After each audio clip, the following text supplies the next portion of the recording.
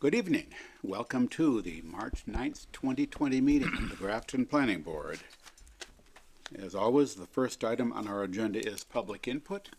If there is anyone here who wishes to speak to the board on a matter that's not already on the agenda for this evening, now would be a good time to step up to the microphone and share your thoughts with us. Seeing none. We have a number of action items to take care of. The first one is an approval not required plan at 25 East Street. Do we have plan? I didn't see a printout of that plan. We have plans being distributed to the board. Is anybody here to speak to that?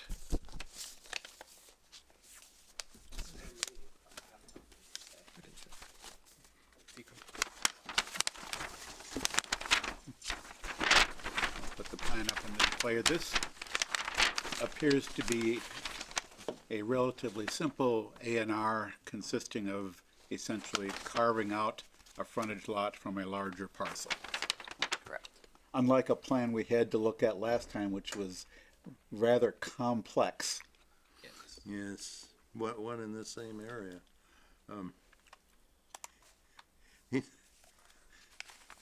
This area, the land here and these folks seem to keep us in business with A&Rs and Yeah. whatnot. Complicated situation, I guess, for Yeah. over there.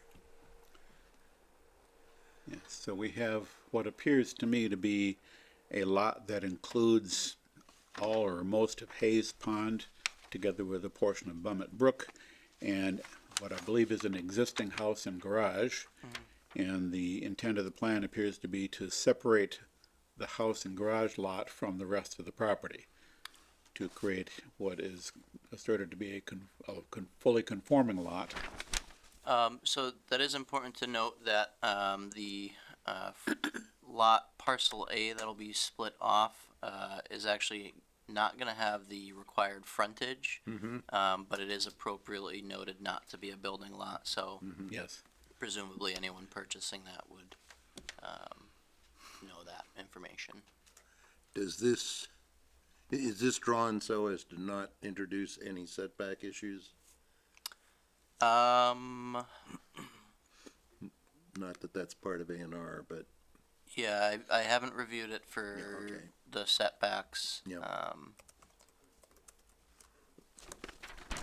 is the Let's see. Yeah, one Look- can note that the existing house, relative to lot lines, the existing house, any setbacks are not being changed. So it does show in the, let me see if I can You look at the zoom in detail on there. this. I'm looking back here. In that Yeah. cutout, it does show that it'll have 17, and I believe a half feet to that rear, so it should meet the setbacks.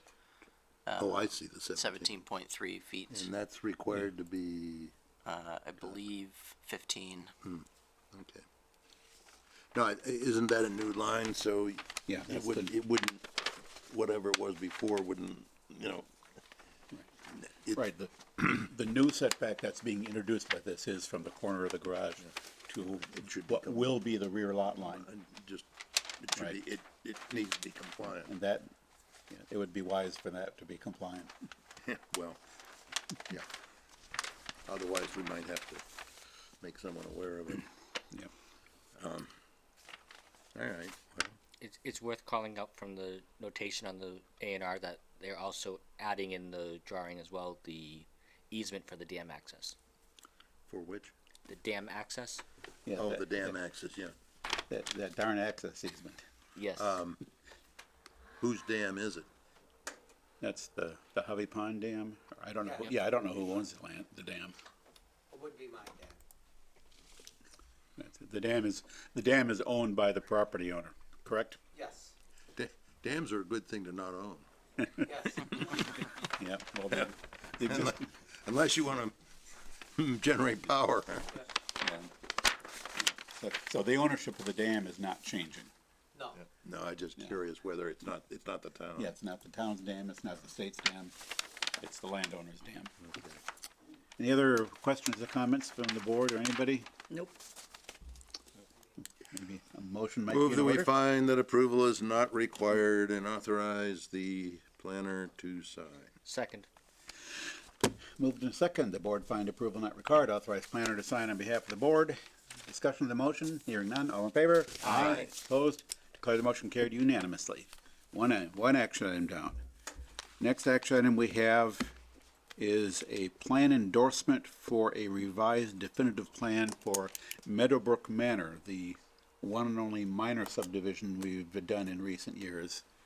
Yeah, And the actual signing of the plan is something we can do after the meeting, I presume. Let's talk I would- about what it is. I was confused. That's what we The usually plan, do at the end of the there was meeting, something about sign definitive enclosed with plans, what was sent, all the Mylars, rather than take time out of the meeting. when I was reading the material here, it said enclosed was an endorsed plan from last fall. I'm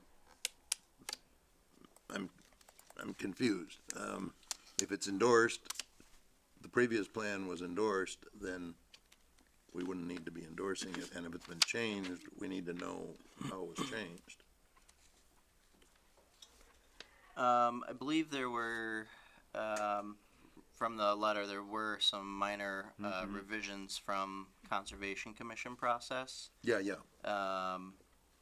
So, so this would be endorsement of those plans. Essentially, the revisions are the plans have been revised to reflect the use of straw. yeah, no, I saw that, but I didn't understand that the enclosure was an endorsed plan. Yeah, having read that, like I saw their list of what they say they changed, but I didn't see a alternate plan set, with the new plans to, electronically to look at, to even for my own eyes to say, hey, Yeah. yeah, that is what changed. I believe we did request the digital copies. We do have Mylars, but I don't believe we received digital copies in time for posting. Yes, Is that correct? that's right, we had, you and I had that conversation the other day, that considering the fact that the Mylars are presumably generated from a digital file somewhere, one might expect them to be able to submit for the board's review a digital version of the Mylars, and that's, we have not seen that. Yes, I've asked more than once that we have PDFs, and I don't know what the right term is, but I'll call them vector PDFs, not scanned PDFs.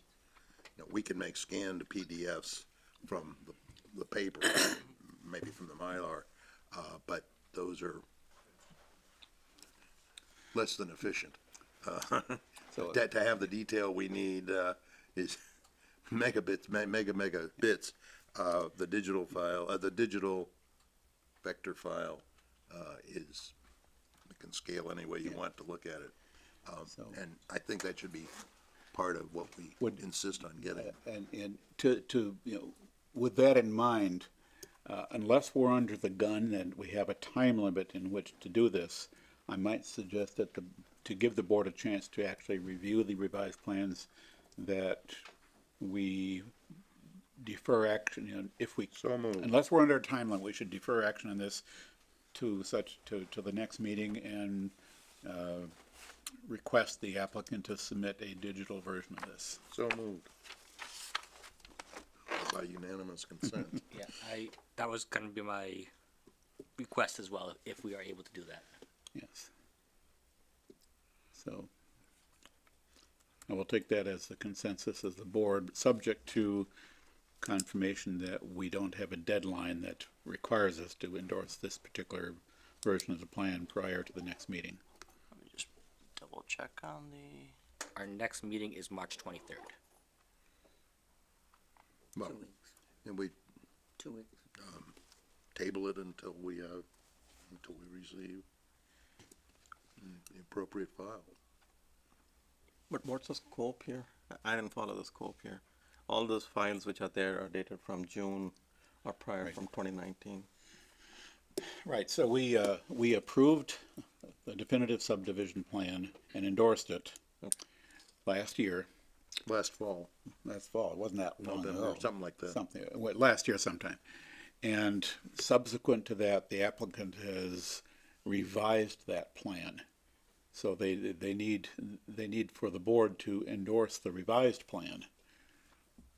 And, the only question, and I think I agree with the rest of us that, we would actually like to be able to look at the revised plan in an electronic form so that we have a chance to, even though the revisions are said to be fairly minor, we'd like to be able to look at that for ourselves before we agree to endorse it. I think that we shouldn't endorse any plans that we haven't had a chance to look at.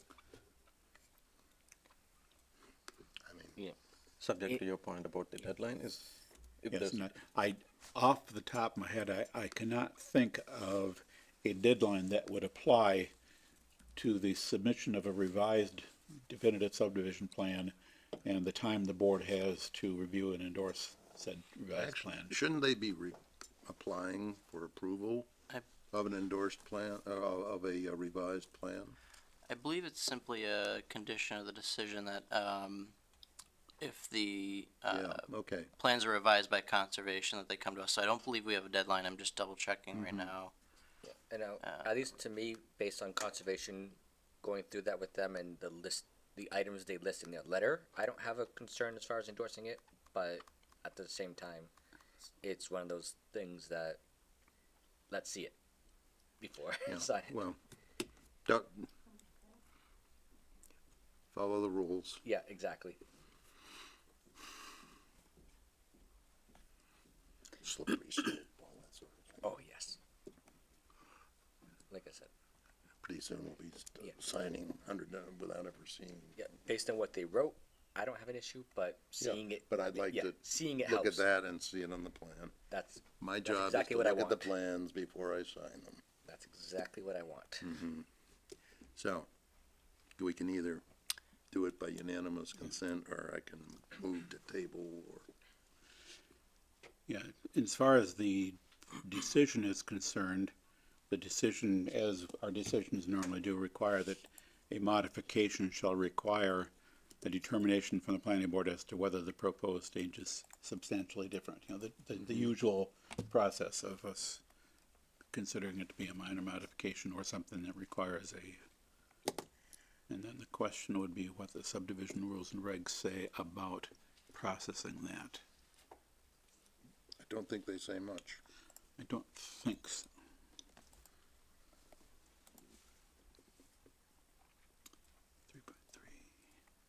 3.3. I think the rules do talk about minor modifications of special permits. I don't remember whether we have minor modifications of subdivision plans, subdivision approvals.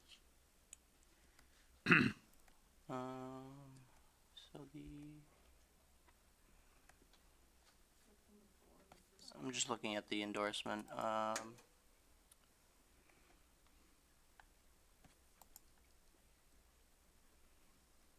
It just references the 20-day appeal period. I don't believe we have a clock on this endorsement.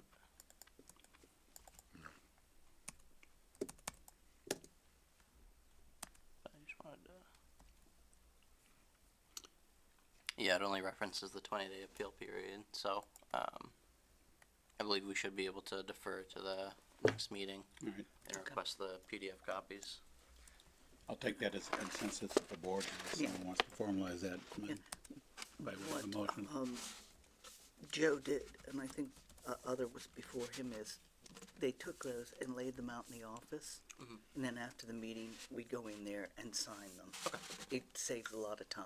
Okay, absolutely. Sometimes we lay them out in here after the meeting, because we have a lot more real estate to lay them out on Yeah, when you it's a have the 30 40 copy. sheet or the 100 sheet plan. Yeah. I mean, we do have the Mylar, so if the board feels that that would be a good process, we can also do that. Yeah, I well, think- when it comes time. Yeah, I think my sense is that we would all like to be able to review the revised plans.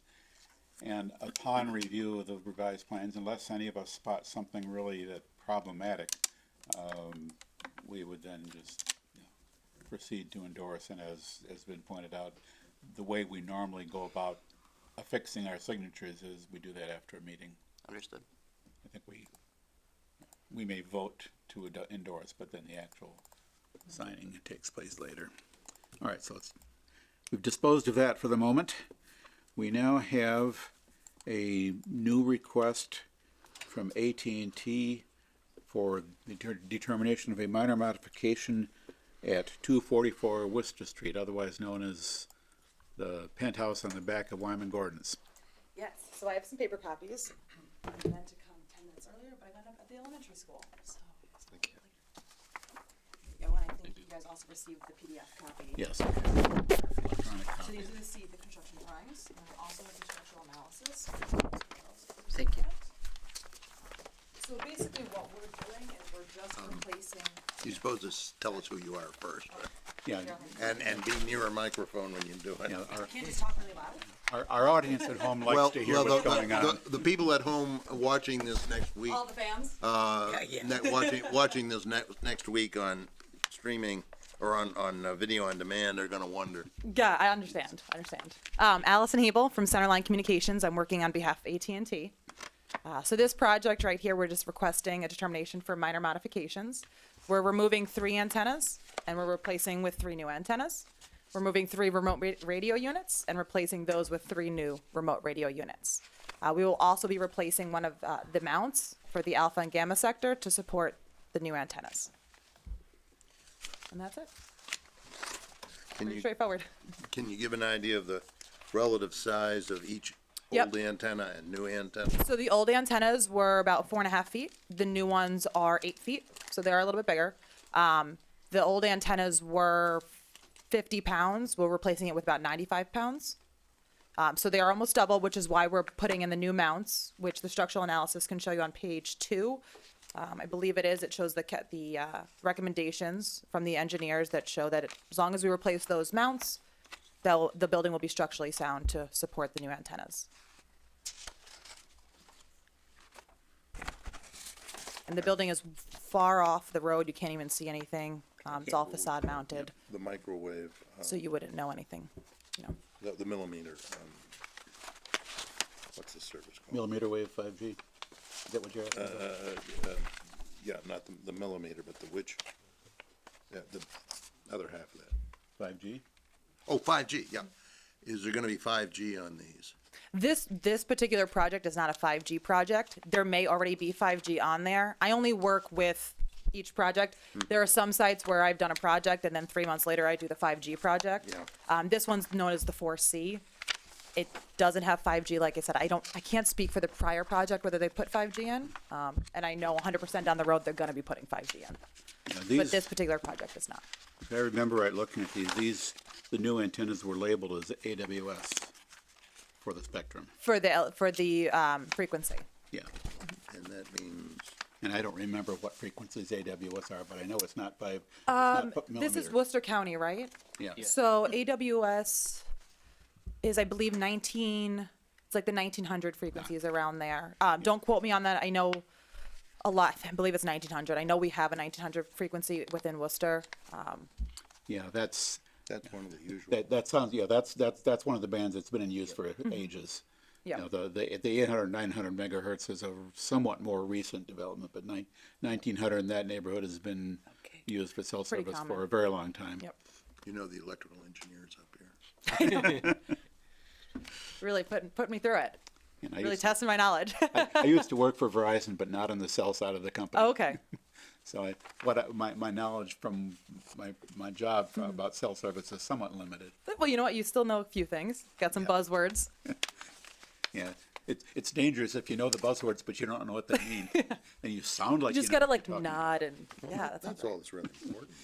Yes, and to be pedantic about it, 5G is not just millimeter wave, but there's other technologies involved. Oh, Yeah, absolutely. I Yep. think they can use some of the existing frequencies too. right? Oh yeah, yep, absolutely, yep. Yeah, but it gets really good when you go to the millimeter, right?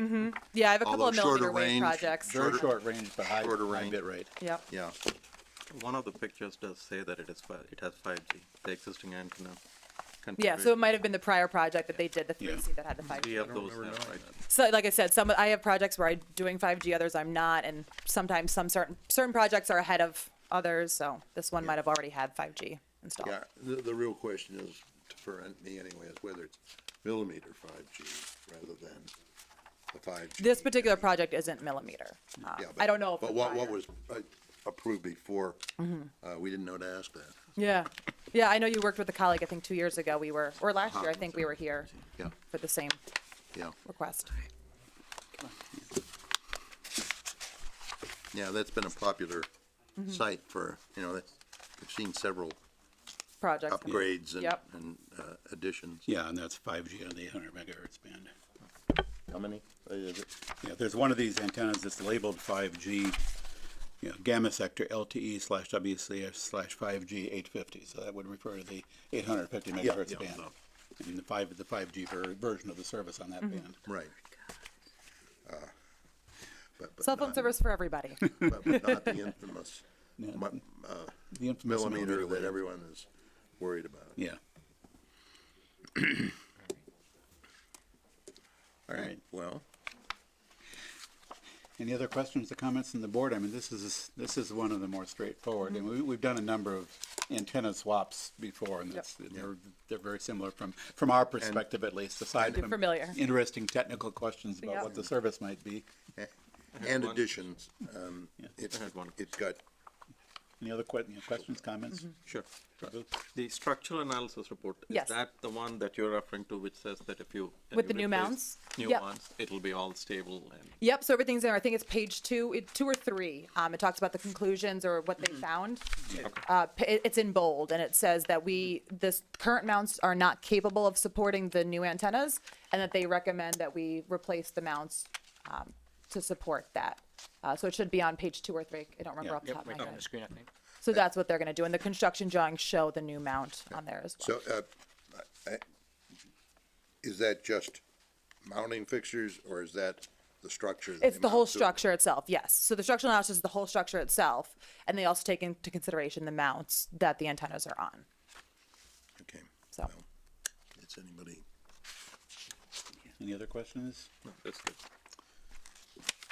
So, move that we, find that this is a minor modification, and direct staff to prepare a decision. yeah, Second. it's typically, draft decision. it's, is this one of those that we basically just do by letter? yes, from what I was told I that don't you recall just send a the- letter in. Write up an Then actual I'll decision. modify my motion to do that, To, to do our customary. I'll take the motion, I'll interpret the motion as with the board find that this is a minor modification and direct staff to prepare the appropriate documentation of the decision. And Second. you can look at past, Yep. what we've done in the past to see how we've normally handled that. Any further discussion on the motion? Hearing none, all in favor? Aye. Opposed?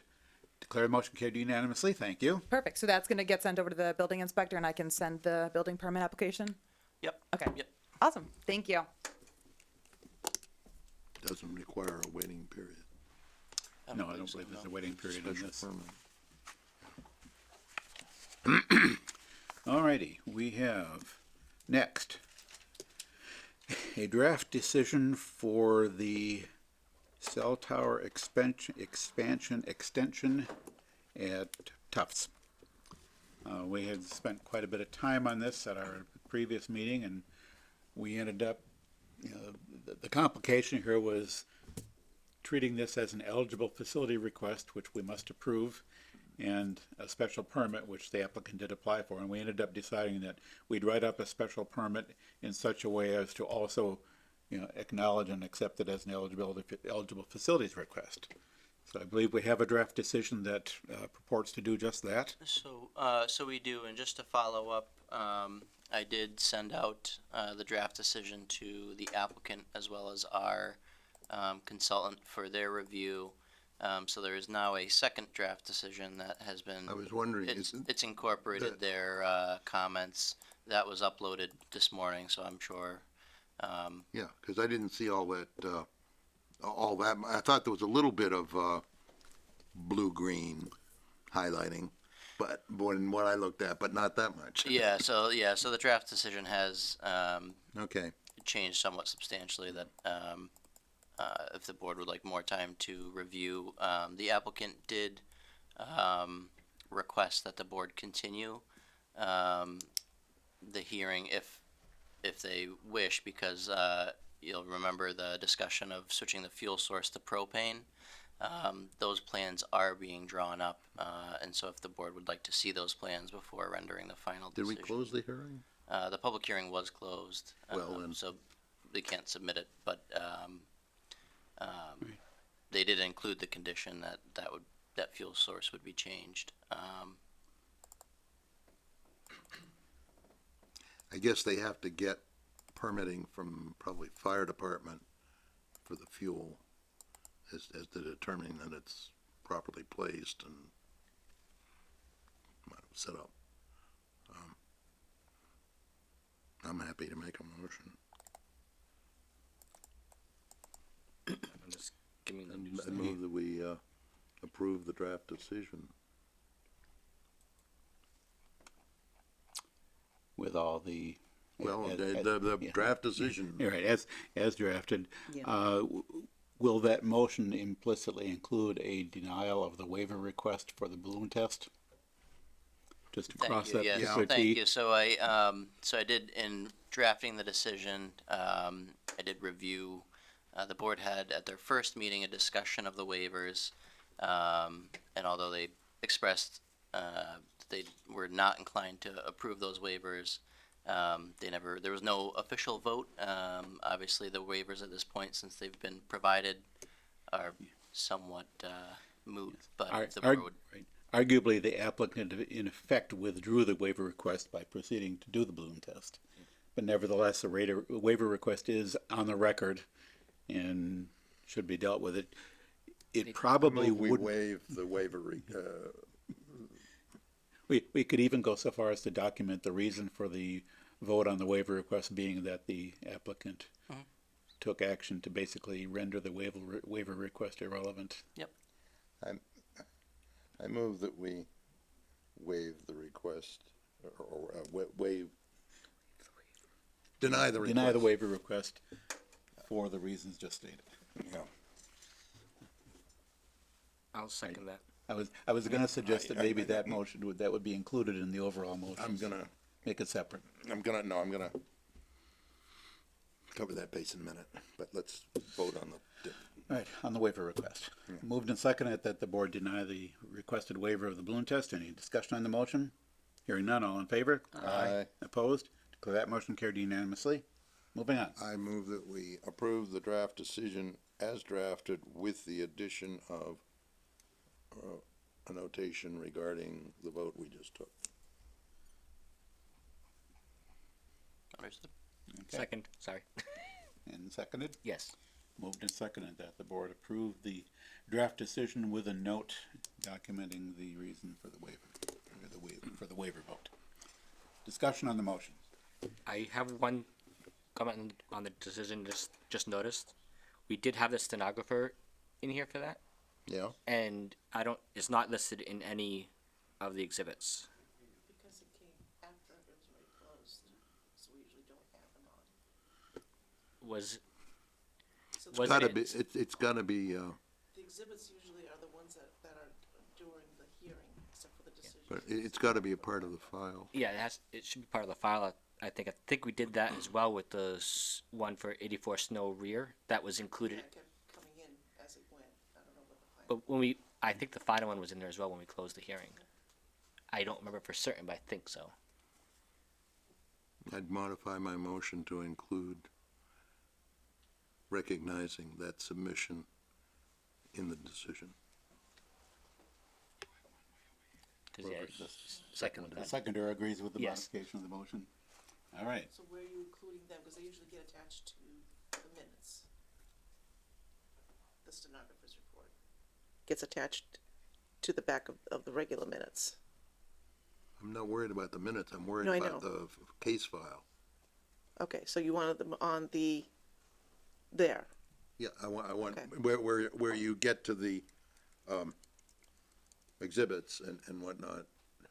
We often have things that come in after the hearing is closed, usually we've discussed them, in this case, it's, it has to be, they have to have the court recorder, Yes, I've never thought about it from quite this angle, but in every cell tower hearing where we have a stenographer to take, to record the entire public hearing, invariably at least one stenographer's document has to come in after the hearing is closed. Absolutely. And it, in and of itself, it's not new information. It's basically word for word of what we were here for. Yeah, if somebody wanted to appeal this, they'd certainly want to have the stenographer's record available. And Or if someone wanted to just look into it. Yeah. Because for some reason, the FCC or actually Congress decided that there should be, maybe it's the FCC, decided that there should be a stenographer's record. Not sure whether it's actually called out in the act, but it's part of what we have to do. In any case, the point of the motion would be to include the stenographer's record in the decision. Yes. And that was agreed to, too. Yes, Yes. it was. Any other discussion on Call the the motion? question. Yeah, I have one comment. So, does that mean that as part of the approval, all these findings from F4 till F9, all those would be also approved? Is that what? That's what's in the current draft. Okay. So, question I had was on F4, is that a finding? Yes. Yeah, so that's included in a finding. So that's language, F4 language is mainly tied to some of the following discussion of the eligible facilities request, just stating that it is a public good by providing additional cell service capacity for the proposed facility, so. And that is based on something else? I didn't read the whole thing. Yeah, so it's just, so the eligible facilities, request, essentially, only allows the board to approve it. There would be no option to deny, and the criteria that they have to meet is that it, is a public good and, is not, greater than, some of the other criteria in that following F5 decision, not more than 20 feet, not defeat the concealment elements, and that kind of a. And Do we have to find that it will improve when it's eligible? Because we're not supposed to have to look at coverage maps and whatnot. Anyway, I don't care. I mean, We could find that anyway. Yep. Yeah. No, we don't. Yeah. If we didn't find it and we needed to, that'd be an issue. But if we find something that we don't need to find, doesn't hurt us. Right, it doesn't hurt us. And one reason we find that is that documentation the applicant submitted supported the notion that this was going to result in an improvement in service. Yeah. If it didn't, you'd wonder why they wanted to do it. Yeah. Okay. Yes. It's not cheap. Any other questions or comments? Hearing none. All those in favor of the motion? Aye. Opposed? Declare the motion carried unanimously. Got that one done. And although the time is actually 7:33, and we do have a public hearing, we do also have one more draft decision, which should be, to use the technical term, a no-brainer. Yeah. This is an extension of time for the. And we've definitive already plan. agreed on the amount of extension. Yes. I move that we approve as drafted. Second. Moved and seconded that the draft decision for the extension of time on Village at Institute Road be approved as drafted. Any comments, any questions, any discussion? Hearing none. All in favor? Aye. Opposed? Declare that motion carried unanimously. And now, we have our public hearing for the evening. This would be the continuation of the public hearing for the request for special permit and site plan approval at 135 Westboro Road from Resonate Incorporated. This is for an adult use marijuana retail facility. Yes, sir. Good evening. How you doing? With me tonight, I'm Peter DiCaro from Resonate. With me is Norm Hill from Land Planning and Matt Skelly from Fuss and O'Neill. to talk about the comments back that we received in the last meeting and address the concerns here of the board. Good evening. I'd like to quickly walk you through the changes that we made to the site plan. You good? In the back right of the building, we've widened the aisle to be 24 feet. In the back left of the building, we've widened the aisle to be 24 feet. So you now have an aisle 24 feet completely around those three sides of the building, the rear, left, and right. The front of the building will still remain one way, but the other three will be two-way. One other change we made was there are two entrances to the site. The entrance on the right-hand side, we're prohibiting any exit from that entrance. So you can only exit the property from the entrance on the left side of the property. And we did provide some landscaping in several of the islands that are proposed. And that's a quick summary of the changes we've made. Be happy to answer any questions you have regarding the site plan before I turn it over to the traffic engineer. I'm just going to note something else I saw that you did not call out, which was the pretzel freezer is moving over 5 feet. Yes, sir. Well, that's how Yep. he got the 24 Yes. feet. Right? Yep. I don't know whether you or he, that's gonna be a blind corner when you're exiting. When you're That- coming from the back and going out, you're gonna, the corner of the freezer is, a foot from the driveway. Well, you should stay on your side of the 24 feet. You should stay on your side of the lane. I'm leaving, so I'm coming across and turning right, and the freezer is right there. So I'm not gonna have very much visibility of what's happening coming down the other direction, because you have it as two-way. I was thinking maybe we should have a mirror, We could put up a mirror there, sure. you know. Put it on a pole. There's also dirt that's about 7 to 8 feet in front of the freezer. So the corner is slightly blind, but there is a little bit of an angle where you can see across. And we would agree to put up a mirror, wouldn't we? Sure. Yeah, yeah. Sure. Yeah, I think a mirror would be a good idea.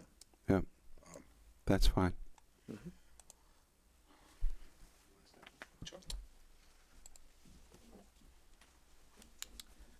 Good evening, everyone. My name, for the record, is Matthew Skelly. I'm a transportation engineer at Fuss and O'Neill. We have offices in Massachusetts and Springfield and Quincy. And I was retained by Resonate to review the site plan, review the already submitted information about the project as related to traffic, and to try to answer some of the questions that you folks had put forth previously.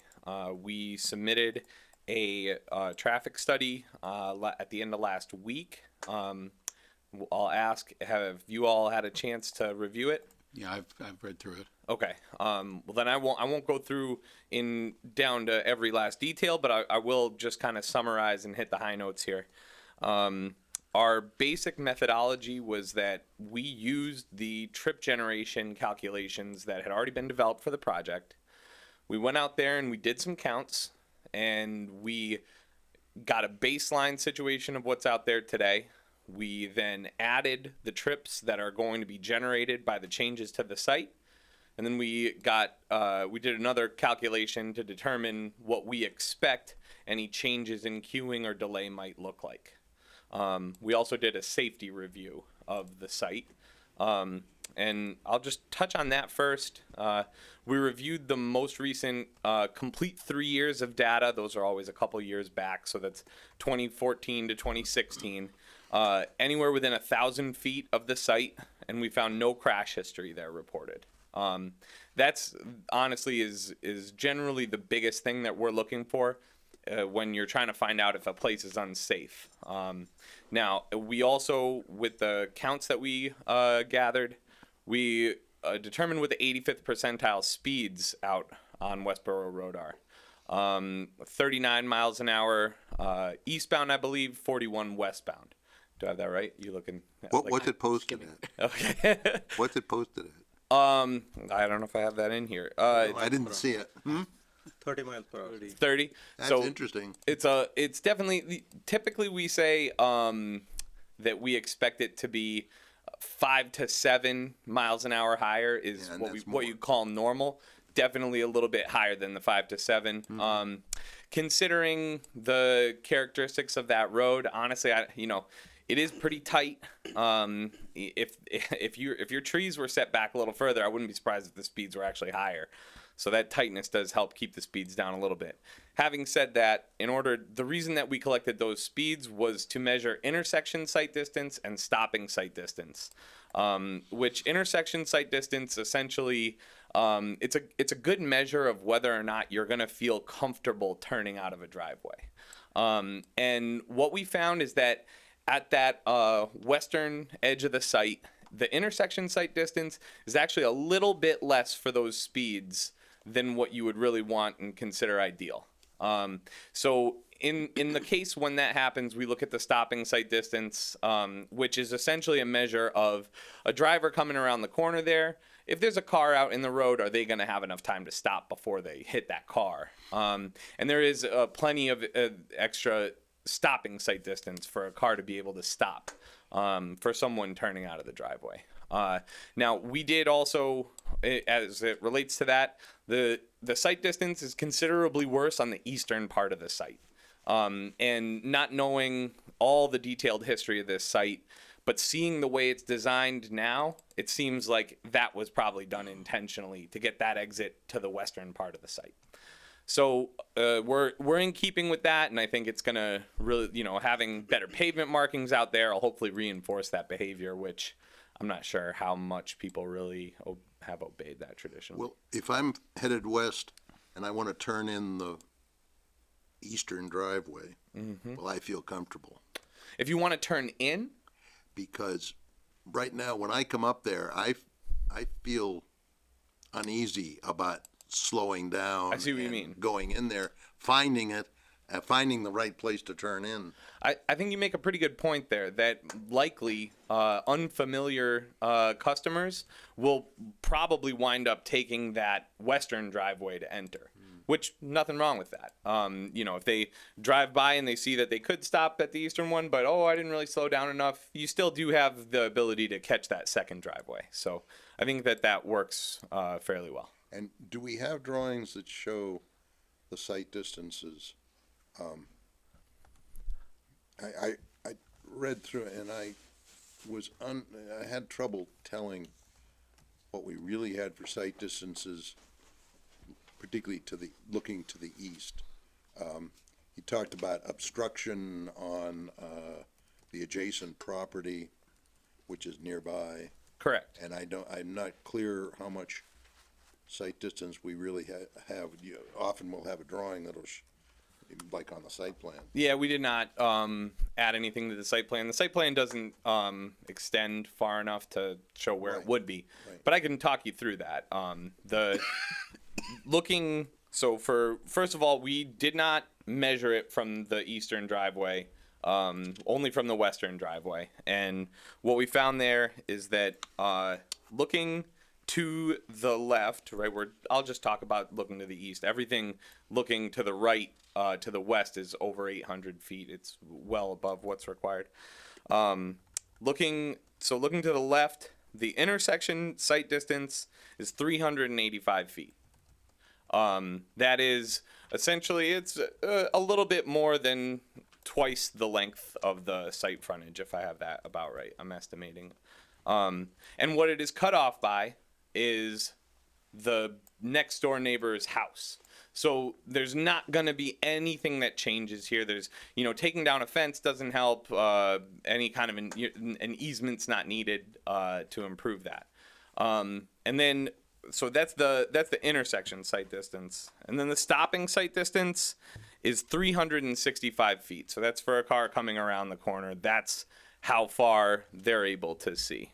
So those are the distances, and as I said, the stopping sight distance well exceeds the required stopping sight distance. And really, as I'm mentioning all this, is just to talk about the fact that this site will operate in a safe manner as it does today.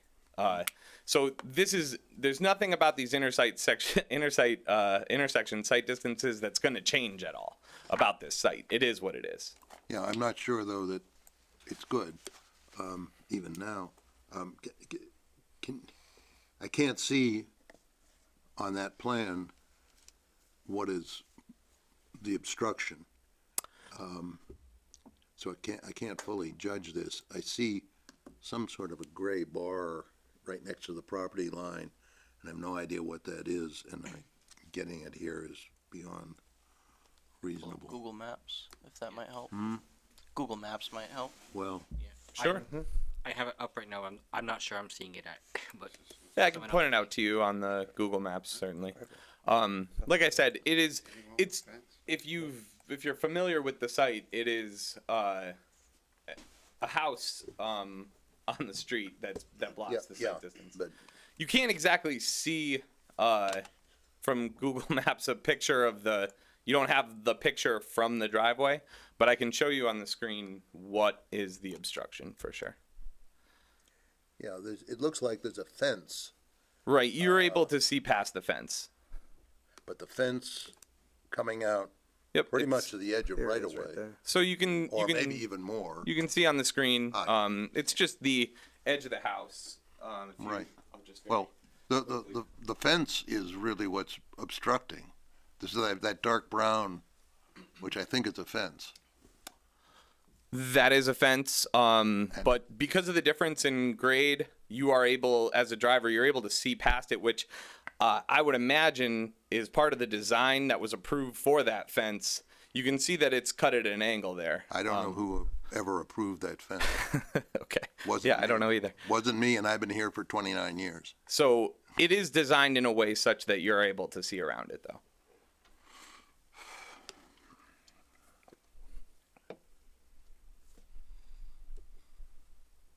So that kind of sums up the site distance picture. Is there some way, other than just paint on the pavement, to ensure that people don't try to exit from the eastern driveway? There are strategies there. I'm not sure if you had any called out any If signage. I'm coming around from the back and I have a choice of going straight ahead or going around across the front and then making a hard left to get out at the western, I'll be tempted. No Yeah. matter what the paint says. I would To put up a sign that says right turn only, no exit.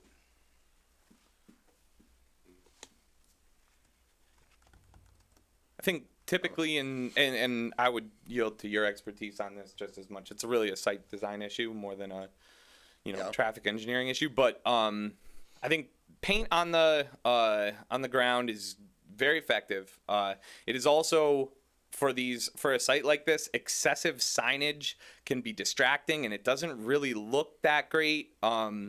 In my opinion. Now, yeah, you can put up more signs for sure. But I think, in my opinion, the paint on the ground is going to be effective in communicating the plan. If people want to ignore it, they're going to ignore a sign too. But yeah, if signage is also an option. paint on the ground won't work too well if there's snow cover. True. I was here for the approval of what is on the ground now, quite a while ago. And my recollection then, do you have the old drawing? The old drawings should be on the left-hand side of that Yeah, maybe we document. can pull over there. I'm interested in the western entrance area. And whether it should, okay, it doesn't really Yeah. help. When we first did that, you were supposed to exit on the west side of the sign and enter on the east side of the sign. I know we had a lot of discussion about it, and I think we ended up with that in the decision, but nobody does that. People park over there and don't go on it that way. So, people don't pay attention to the rules. I was thinking about these things that do this in the driveway. You know, Oh, the spikes. Spring up flat the tires. Spikes. Oh, like when you return your car. That's a little extreme for a Yeah. retail setting, I think. But Yep, something on the order of those no entry signs. I forget I forget how they're labeled for a situation like this, like the wrong way type of sign that, you know, it's No exit. no exit, Right. so when the driver is looking in that direction, those signs can be fairly prominent if well placed. Would you agree to put up a sign there? Well, there's a grassy area there right in front of the retaining wall, which would be Right turn only, Yeah, no you- exit. a good spot for a sign. We're willing to put up a sign. Yeah, like I think probably the most, if anything's gonna be at least usually effective, it's likely to be one of those no exit type of signs. Yeah, I don't know about right turn only so much as, no exit. Yeah, Because I might think, oh, I can go out if I'm turning right onto 30. I hear you. Yeah, I know, and just from my personal experience, the thing that tends to catch my eye is the no exit type of sign. I'll make note of that. No Great. exit or else we're putting in the spikes. We could have a surveillance camera that, you know. There you go. Well, you could put what looks like the spikes in them. They don't actually spike your tires, but if people look at them and they look threatening, they'll avoid it. Yeah, there's a way to paint the pavement so it looks like, 3D. you know. Yeah.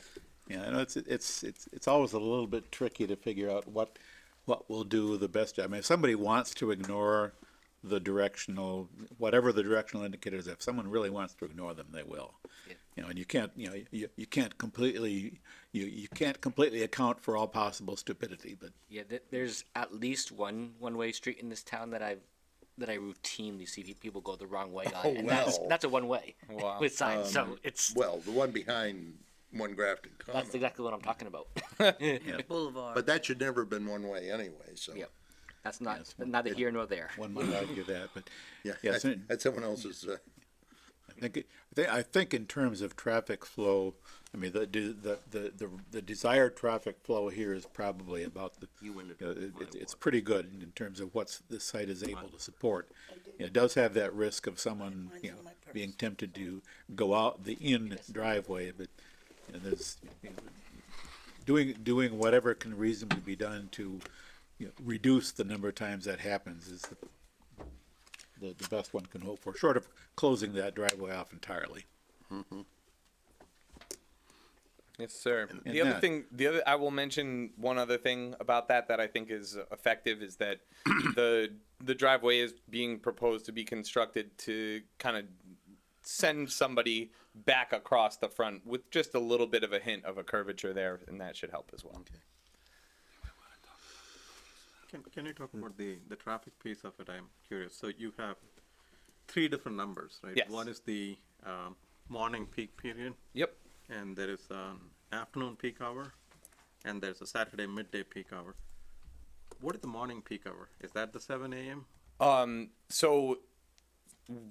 You're picking up on something that we're doing here that's a little bit unusual because, yeah, the morning peak hour is really from somewhere in between 7 a.m. and 9 a.m. And what we're doing is taking the dispensary traffic from what the ITE, the Institute of Transportation Engineers, trip generation manual says that a dispensary would potentially generate during a peak hour before noon, right? Now, is that peak hour ever going to be between 7 and 9? Almost certainly not. It is going to be after that. However, what we've done is we've performed our counts between 7 and 9, and we've added that dispensary traffic to the peak hour of commuter traffic to kind of generate an even a well overly conservative analysis scenario. So does that answer your question? Yes, and there are a couple of follow-up questions. What was the afternoon peak hour? We counted the afternoon traffic between 4 p.m. and 6 p.m. And we found actually that the peak hours out here were on the early side. So the earlier side of those had more traffic of those windows. But we did the turning movement counts at the intersection of Institute Road. And then we did our automatic tube recorder counts just basically in front of the site frontage. And just bigger picture, looking at what that count data would tell me is that you have a lot of people traveling east on Westboro Road and north on Institute Road during the mornings. And then you have a lot of those same people coming back, heading west on Westboro and south on Institute during the evenings. And that would be the trend. So that's the way Yeah, it's going to be. exactly. And I actually kind of guessed that the afternoon peak would be later. I was a little surprised to find that it was earlier, but 5 p. That's when the train, right? That's when the train comes in. Yeah. Yeah. So the key thing to the tricky thing that gives us is how do we estimate in which direction vehicles will be coming to or from this site?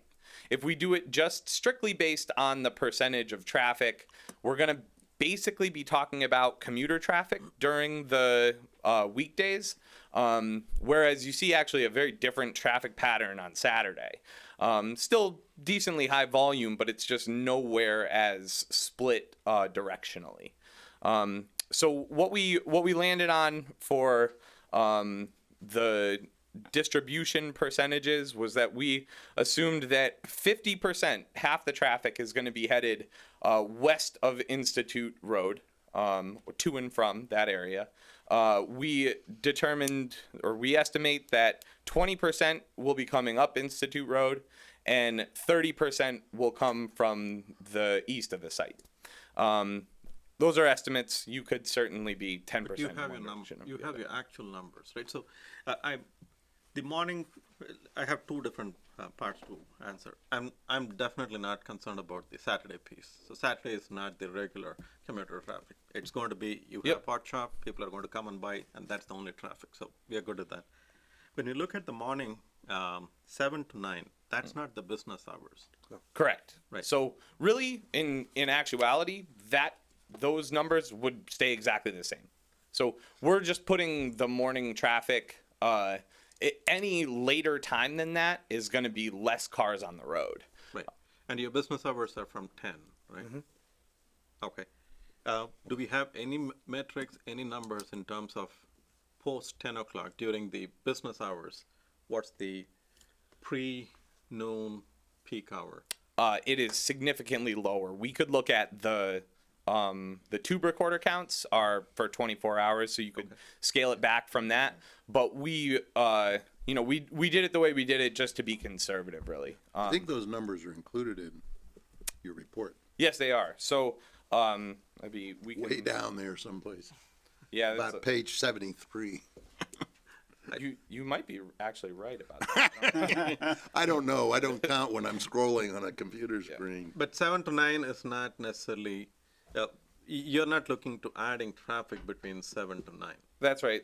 Yeah, that's Is there accurate. going to be any business activity? Any trucks coming in at that point of time? No. No, right?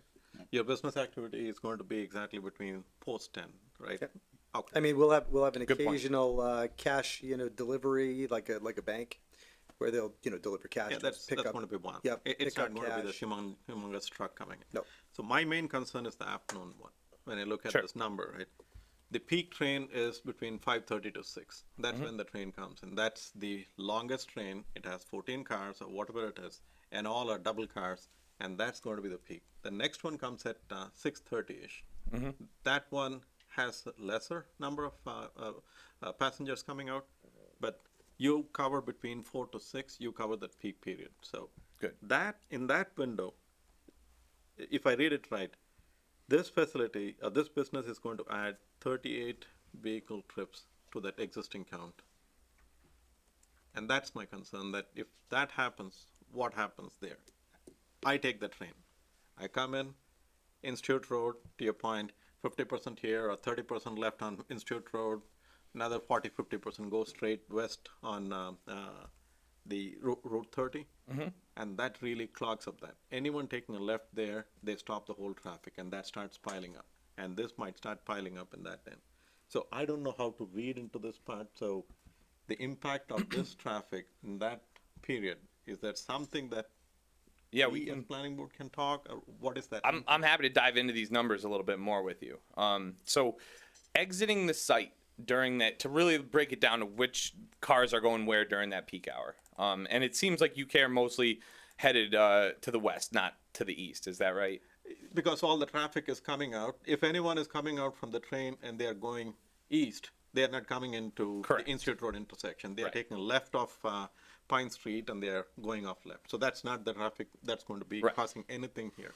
So what we would estimate for cars coming out of the site and taking a right during that afternoon peak hour, 15 vehicles, right? Because we estimate that 12 vehicles would be turning in from that direction, right? So those are, and then in the other direction, it's 5 and 6. So that's where the other 11 trips are.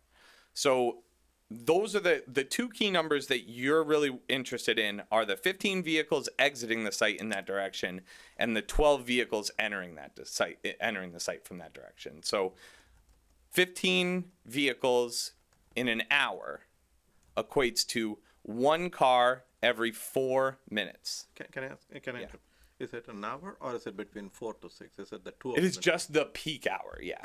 So the peak hour falls between 4 and 6. Okay, it so, would be but the 60 minutes between 4 to 6. exactly, yeah. Okay. The peak 60 minutes. So that's during that peak 60 minutes, you're going to expect one car to leave the site about every 4 minutes.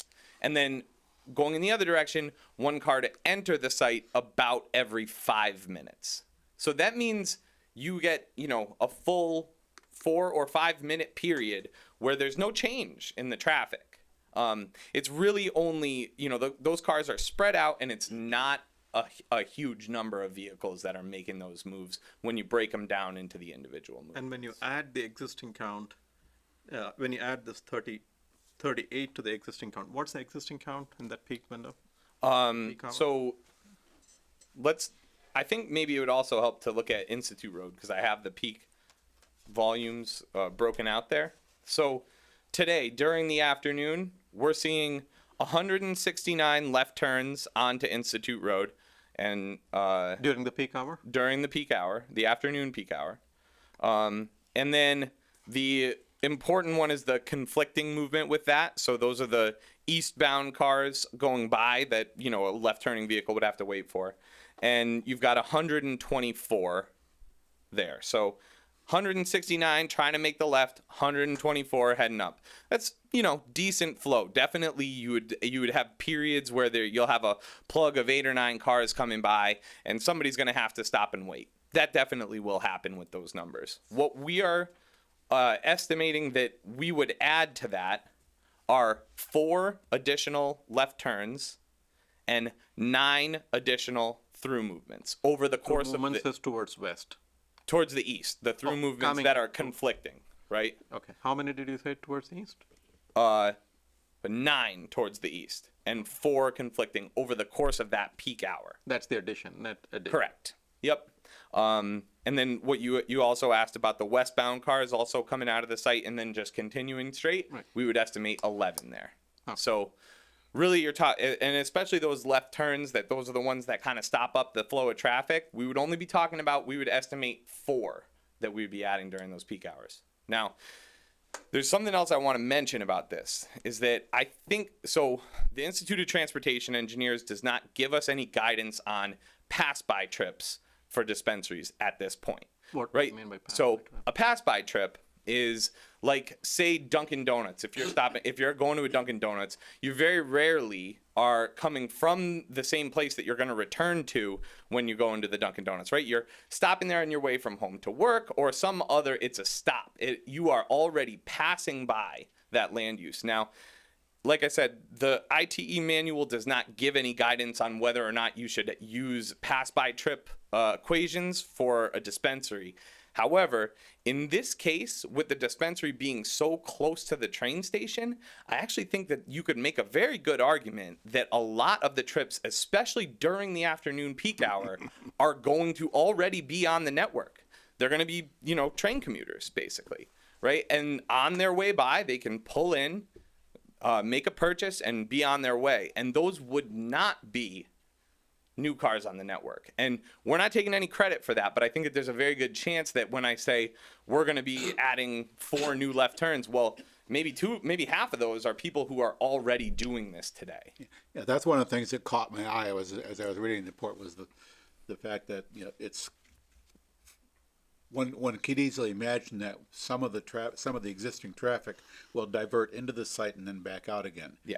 But you made a point of not counting that. You're counting in 100% of the traffic generated by the site to be added traffic on the road, Correct. which is the right way to do it if we don't have a reasonable means of estimating the pass-by traffic. Correct. Yep. And so I only bring that up to say that down the road, we might be more likely to try to take a credit that some of those trips aren't The actually. flip gonna side be is able- also possible, right? The flip side of non-pass by, I don't know what's the term for that, that someone coming in to Destination. purchase Destination. destination, they come, purchase, make a U-turn, come out from the west exit and take a left from there, and that is going Go to back stop the traffic. other way. Go back the other way towards east. So sort of balances it out. Yeah. I see what you mean. You may be right there. I think the other thing that's important to note, just from kind of a common sense perspective, if you live nearby to here, and you are not already on the road during the peak commuter times, you're probably not going to choose that time as the time to go to the dispensary, right? And so I think that it's very likely that you'll see people coming here in the evening after the peak commuter hours or on the weekend. After that ride out from Boston, The 2 ounces. Maybe. Yeah, you might think there'd be some motivation for the afternoon, Only for by the a afternoon traffic coming off the train. After- You may find a lot of them stopping by. Currently, is there a backlog outside you this done? facility? during Okay. peak Anything else, hours? Prabhu? My Say that concern again? still So is- currently, is there any backlog Is that on good? this I can't imagine why facility you would during be peak at all hours? concerned about Can traffic we- there. Like Queuing, backup, yeah. waiting to leave the site. Do you have any experience with that, with queuing for people, like the site in its former Like life? pre-ordering type of thing? No. So currently, existing. With no facility, like no retail facility, the train commuters, do they back up as back as 135 Westboro Road due to left turn on Institute Road? Oh, I or- understand what you're Right. asking now. For the left turn, there is a line that will back But up. does it come till this facility? I haven't How seen far one. does it back? Oh, It doesn't. I haven't It'll seen be- it come that far. I have Maybe- generally seen 5-6 cars now. Okay. Right. That I'm was just concerned, if you were to make a left turn coming out of this facility and there's a backup already, good point. then Yeah. you could Well- Dunkin' has that all the time, and any bank or Yeah, Duncan is the one. then you have to. the just to address that, and I think this is the last thing I wanted to cover in the study. I have a table in here that shows projected delay times for with the dispensary and without the dispensary, and we grow our counts forward to 2027. That's the standard practice according to MassDOT standards. And I would say that I think that probably this this could slightly underestimate what the layout is out there, especially in light of your comments about queuing. But what we would see is typically for that, I'll focus on that left turn. We would see an average of 8 seconds during the morning and afternoon peak hours, and we are showing just a little bit of an uptick, just a tenth of a second on average per vehicle in the build condition, and a little bit higher average wait times for that northbound approach. But overall, over the course of all the movements we looked at, there's just minor increases in delay as a result of the dispensary traffic. All of this is based on projections of how much business is being done. This is the first time I've heard that there was an actual number from ITE for trip generation for cannabis dispensaries. How long have they had that? So this data, to answer your question, it came out in the most recent update to the manual, which is it's the 10th edition now. So I don't believe it was in the 9th, but this is within the last couple of years. But the data that we're drawing from for this is all from dispensaries in Colorado and Oregon. So is it perfect? I would say no. We have actually done a lot of research. I've done these studies for a number of different dispensaries and other land uses. But we've done before and after counts, and we've done footfall counts, so just customers coming in and out. We've done parking assessments, and what we're seeing is a drastic change in the amount of attention and excitement and trip generation for new dispensaries. We all heard the stories about when they first opened. The state, in my opinion, maybe didn't have the best rollout for this program, but not my job. So what we saw at first, chaos basically everywhere that these open. What we're seeing now is really a lot less fanfare. And I don't know if any of you would have followed this, but the first dispensary to open in Boston opened today. So prior to today, the nearest one to downtown Boston was in Brookline, Netta, and is pretty chaotic. One opened up in Boston today in Dorchester, and I went there after work just to get a look at it, and there were more security people on the sidewalk than there were customers. And that is probably always going to be the case out there. The dispensaries are getting much better at moving through these lines. And honestly, people, if you wanted to be buying this stuff regularly, you probably already are. So some of these, you're definitely, we're fingers crossed, you'll do good business there. But it's very unlikely that you will see the kind of totally abnormal trip generation that these uses. Does the Dorchester site have tea service? It's actually not that close to the T. You could certainly walk there. I think what they'll find is actually a good portion of their customers will walk to it. Yeah. That's what they hope anyway. I happen to have a fair amount of information about the Netta site. Yeah. Our son worked there until he moved just recently, and I've heard about. Yeah, we've done a couple studies on it. Things are challenging there, For sure. because they get 2,000-3,000 a day. As far as I know, they still are. Although now with Dorchester, who knows? Honestly, I don't know. That's it's with a green line. Yes. 12 steps from the front door. That is the most profitable dispensary in the country. The Netta one? Yes. It is. Yeah.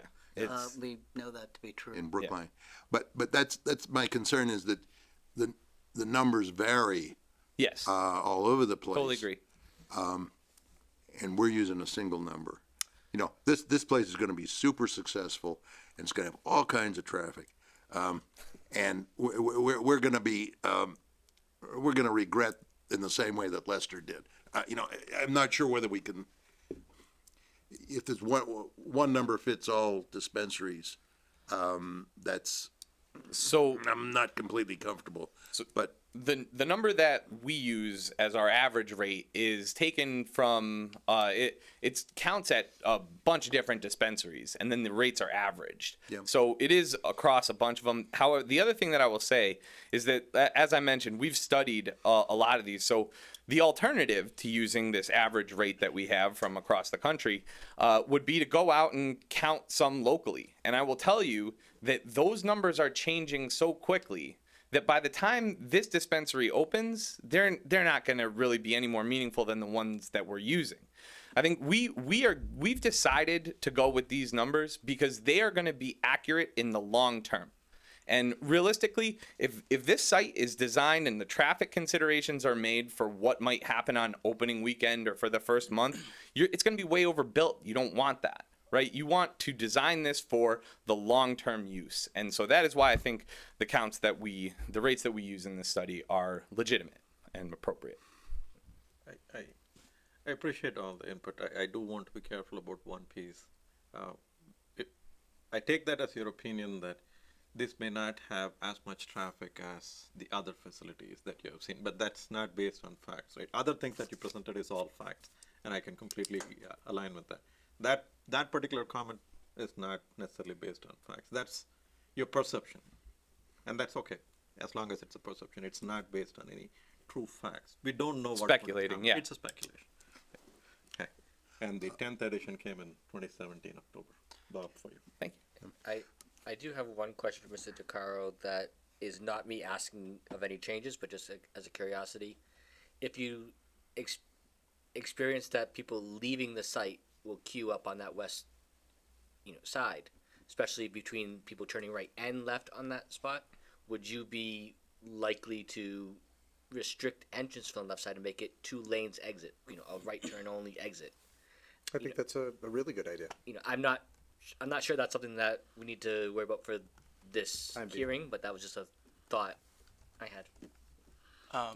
If the board felt amenable to that and the applicant did, I would suggest potentially doing a condition that after 1 year, essentially the applicant could return to the board with a comment from, seeking comment from the police chief regarding if there's any issues of traffic flow, and if there's no issues at that time, then to proceed as normal. If there are issues, then the board can consider a modification to address any outstanding site plan issues in regards to traffic.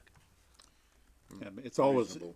it's always true that the board will entertain modifications as the need arises, whether it be for traffic or other But if it's reasons. required.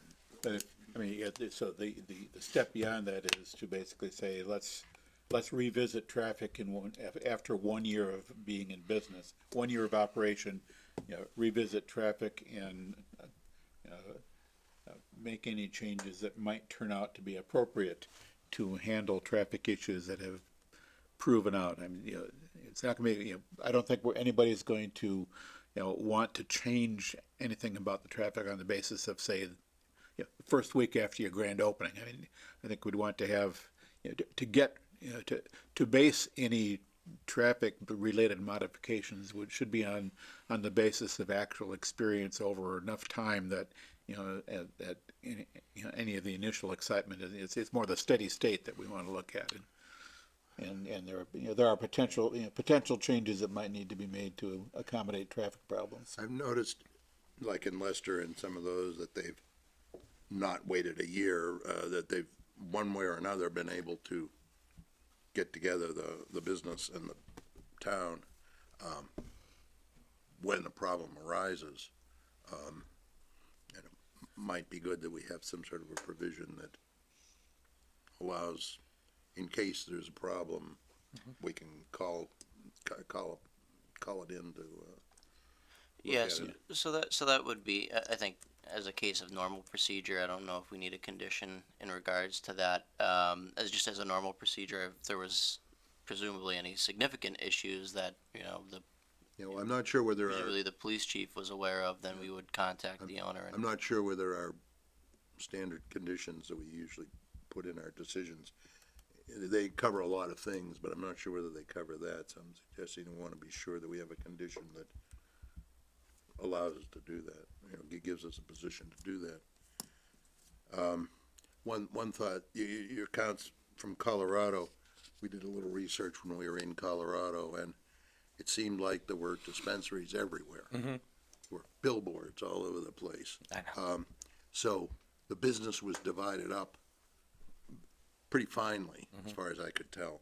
As far as I can tell, we don't have, and we're not gonna have anytime soon, anything like those numbers. So it won't be as distributed and as even as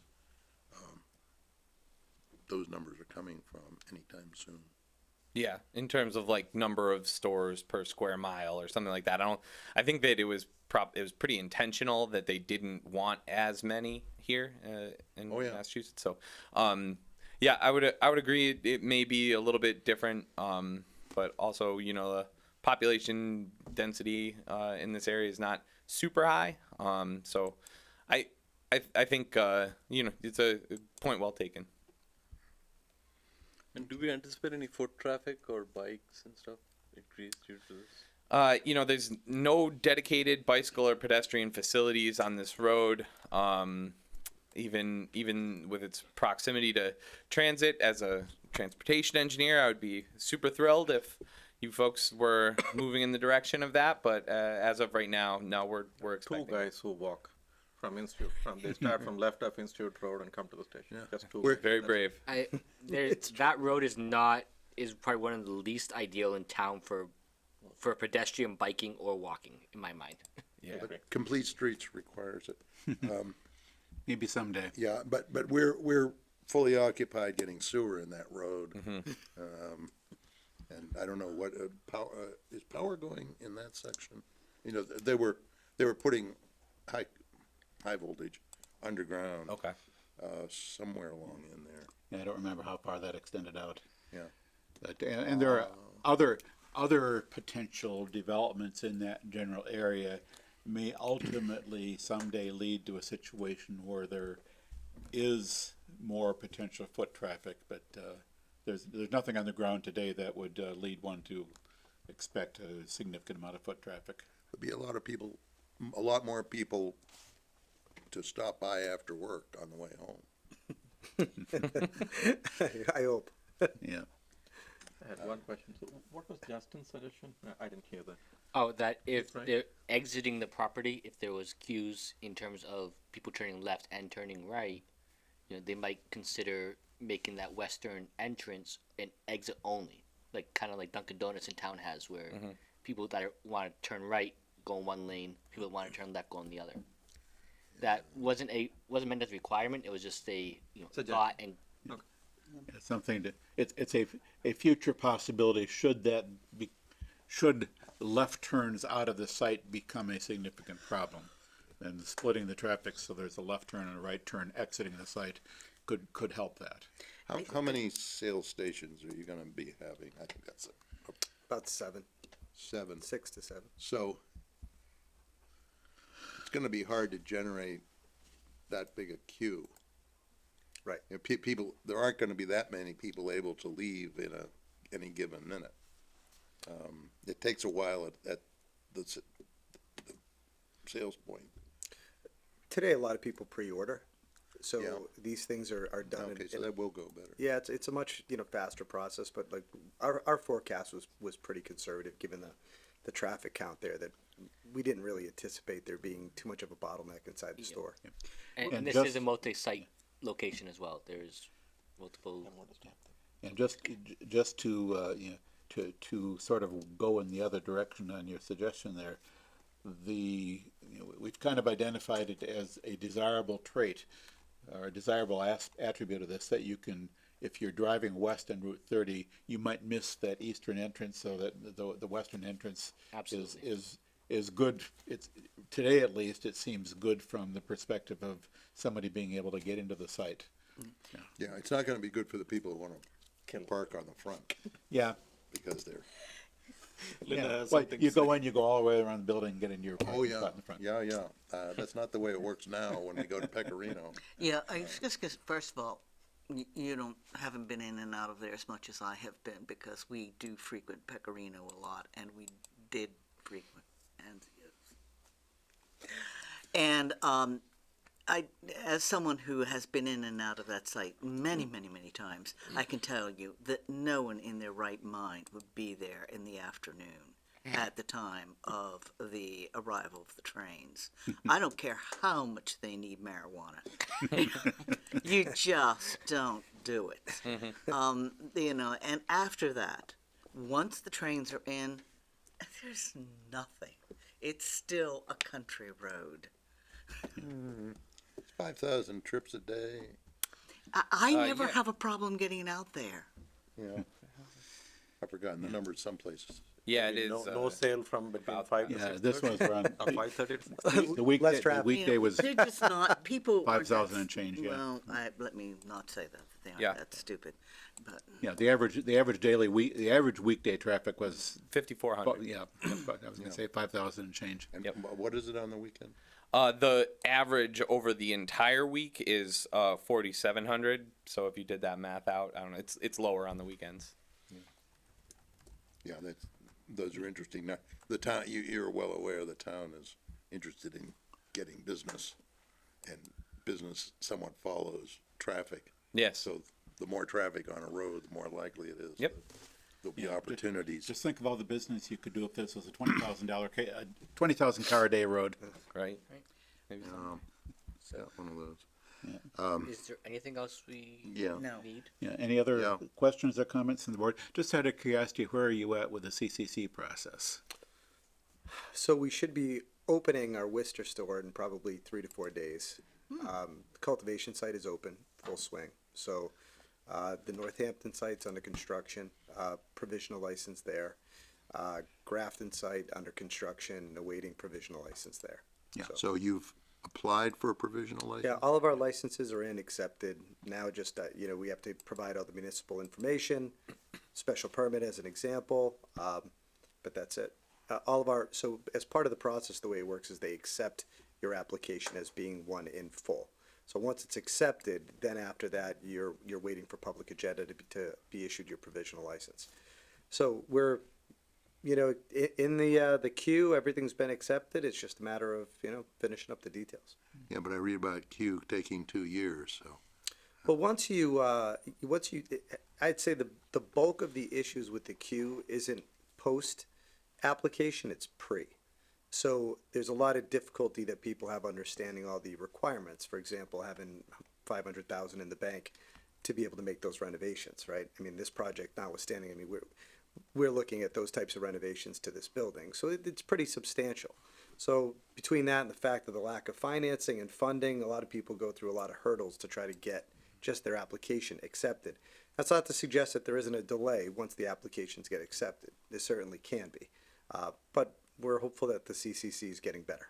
But you haven't had to demonstrate having the special permit yet. When will you have to demonstrate that? Well, we'll add that to our. When's the latest in the process that you could do that? The latest in the process, I couldn't answer that on behalf of the CCC. What I would say is the earlier everything's done, the better the chances to open. Yeah, my understanding, to the extent I understand the CCC process is, you don't need to have a special permit in hand to get your provisional license. You obviously do need to have it in hand to get your final license. Correct, but it wouldn't be prudent. And, Yeah. and as you said, the earlier you can get it in, the better. Yeah. I mean, ultimately, you still have to build out the site. As a matter of fact, you really can't, you can't really do the building until you get your special permit. Correct. So that's sort of the. No, they can get a building permit, they just can't be confident that they're gonna be able to use it for what they're building it Well, for. okay, but to be precise. Wouldn't probably be the best financial decision. No, but that's a, I'm talking procedure. We heard someplace close to final license time, they come back to the town and ask if everything's okay, I guess. Yeah, they sent I a think document that's out. when, my last impression was that's when you gotta say, yeah, the zoning's in place and whatnot. As far as the municipality, yes, you're correct. They will need to respond to the CCC at that final step of the process. And they'll need to have your special permit Correct. for that. The CCC doesn't care whether special permits are involved or not, just that you have what you need. By the time you're ready to open. Yeah, the CCC wants to know that you've met all the local requirements, Yes. whatever those may be. Correct, yes. Yeah, no, I have a non-traffic thing.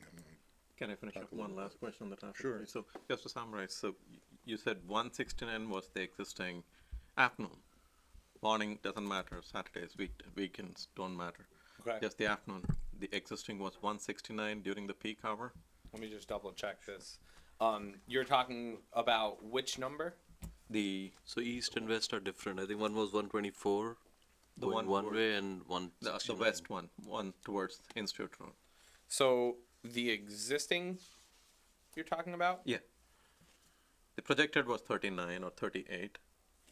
You're so taking a left during the afternoon peak The hour. overall, is that left was 20%, right? Yeah. And the one going direct west was 50%. So Correct. I saw that. I was seeing the overall number. Is that the 169? You said something. about Right, one- but are you talking about what we're going to be adding or No, what the new What's total? the current one? Okay, got it. Yeah, that is 147 lefts currently.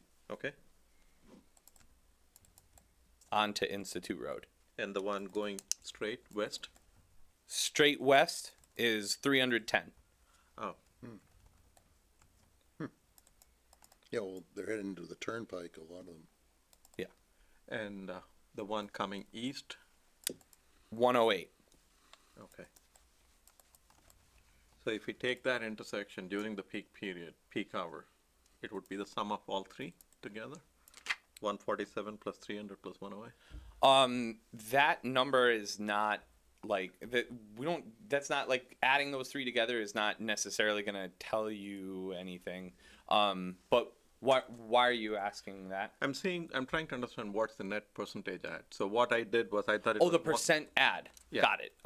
Well, if I was doing that, I would also probably count the other three movements, but they are much smaller. Right, but your net new addition was 38. That was all three included, right, in the Institute Road intersection? No.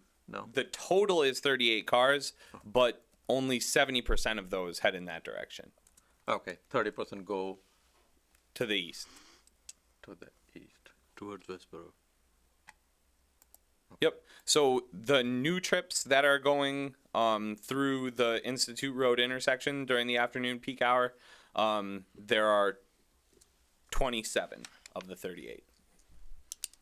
Would I be right if I did the sum 27 as a percentage of the three together? That yeah, that's for a percent increase. That would be a near estimate. That's it, 5%? There you go.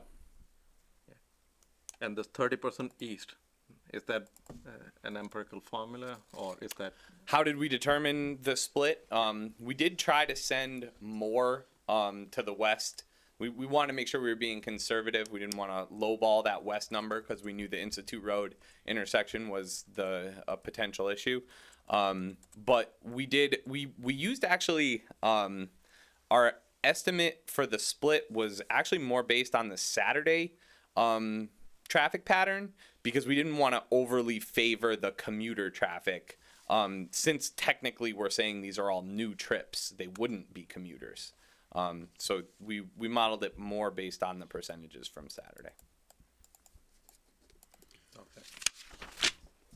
Okay, thank you. Any other traffic questions? No, this is all math. Great. Any other questions or comments from the board? Well, I wanted to review, one of the important outstanding items was the chief's comment to us before. I hear that, today something happened. When I last checked, there wasn't anything posted from him. And I'm interested in what plans and other information he had to look at. Anything that we haven't seen, like floor plans, for example? No. What we addressed was the technologies used to run the dispensary that included access control, intrusion detection, and surveillance, interior and exterior. So we reviewed the plan for how we were going to do that, and he weighed in on a few things based upon his experience here in town as to what's important. So we took that consideration back and we revised the plan and we updated that with our security vendor and we added the corrections and we sent it over to the chief, Chief Crapo and Lieutenant Minardi. Okay. Cause I know that he had mentioned, I think he had mentioned floor plans in the message that we were working on. It reminded me that every application that I've seen has had a floor plan, an interior floor plan that let us know something about how it was laid out and how it functioned. I haven't seen anything. I'm even confused. There was, somewhere in all of this, there was a talk about a change in Pecorino's floor area, and I can't tell what that's about. You've been to the building. You've been to the building. So the building was in need of desperate repair. Right. So we are not in a position yet to and we've been working on it, and we've been meeting with the development committee, and we've been weighing in all the things that are important to the town in terms of renovating that building up to code. So to date, we've occupied a footprint that we've presented here to the planning board as the footprint that we plan to use. However, at this time, we're still working through the interior renovations of the building. And I'm sure, you know, having been at Pecorino's, you've seen the amount of work that we've had to do there. It's been pretty substantial. So the plan that we've come up with here today is the plan that we intend to use. But that being said, we certainly may alter that plan as we continue to find things in that building. Yeah, well, I just have a plan that tells me absolutely nothing.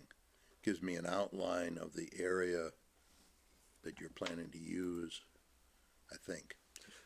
So the architect that we have, which is John Morrow in town, he's been working on the plans, on the prints for us to do the interior, but, you know, again, that's kind of a work in process. Yeah. Well, we have seen that in every other case. The thing is that you remember that I've mentioned every chance I got that I was concerned about the way the entrance was going to be. That you're going to use a single entrance for cannabis and for other business, and that I wasn't real comfortable with that. It just seemed wrong, or seemed incompatible, and that it would be better to be having a separate entrance, perhaps down at the right-hand end.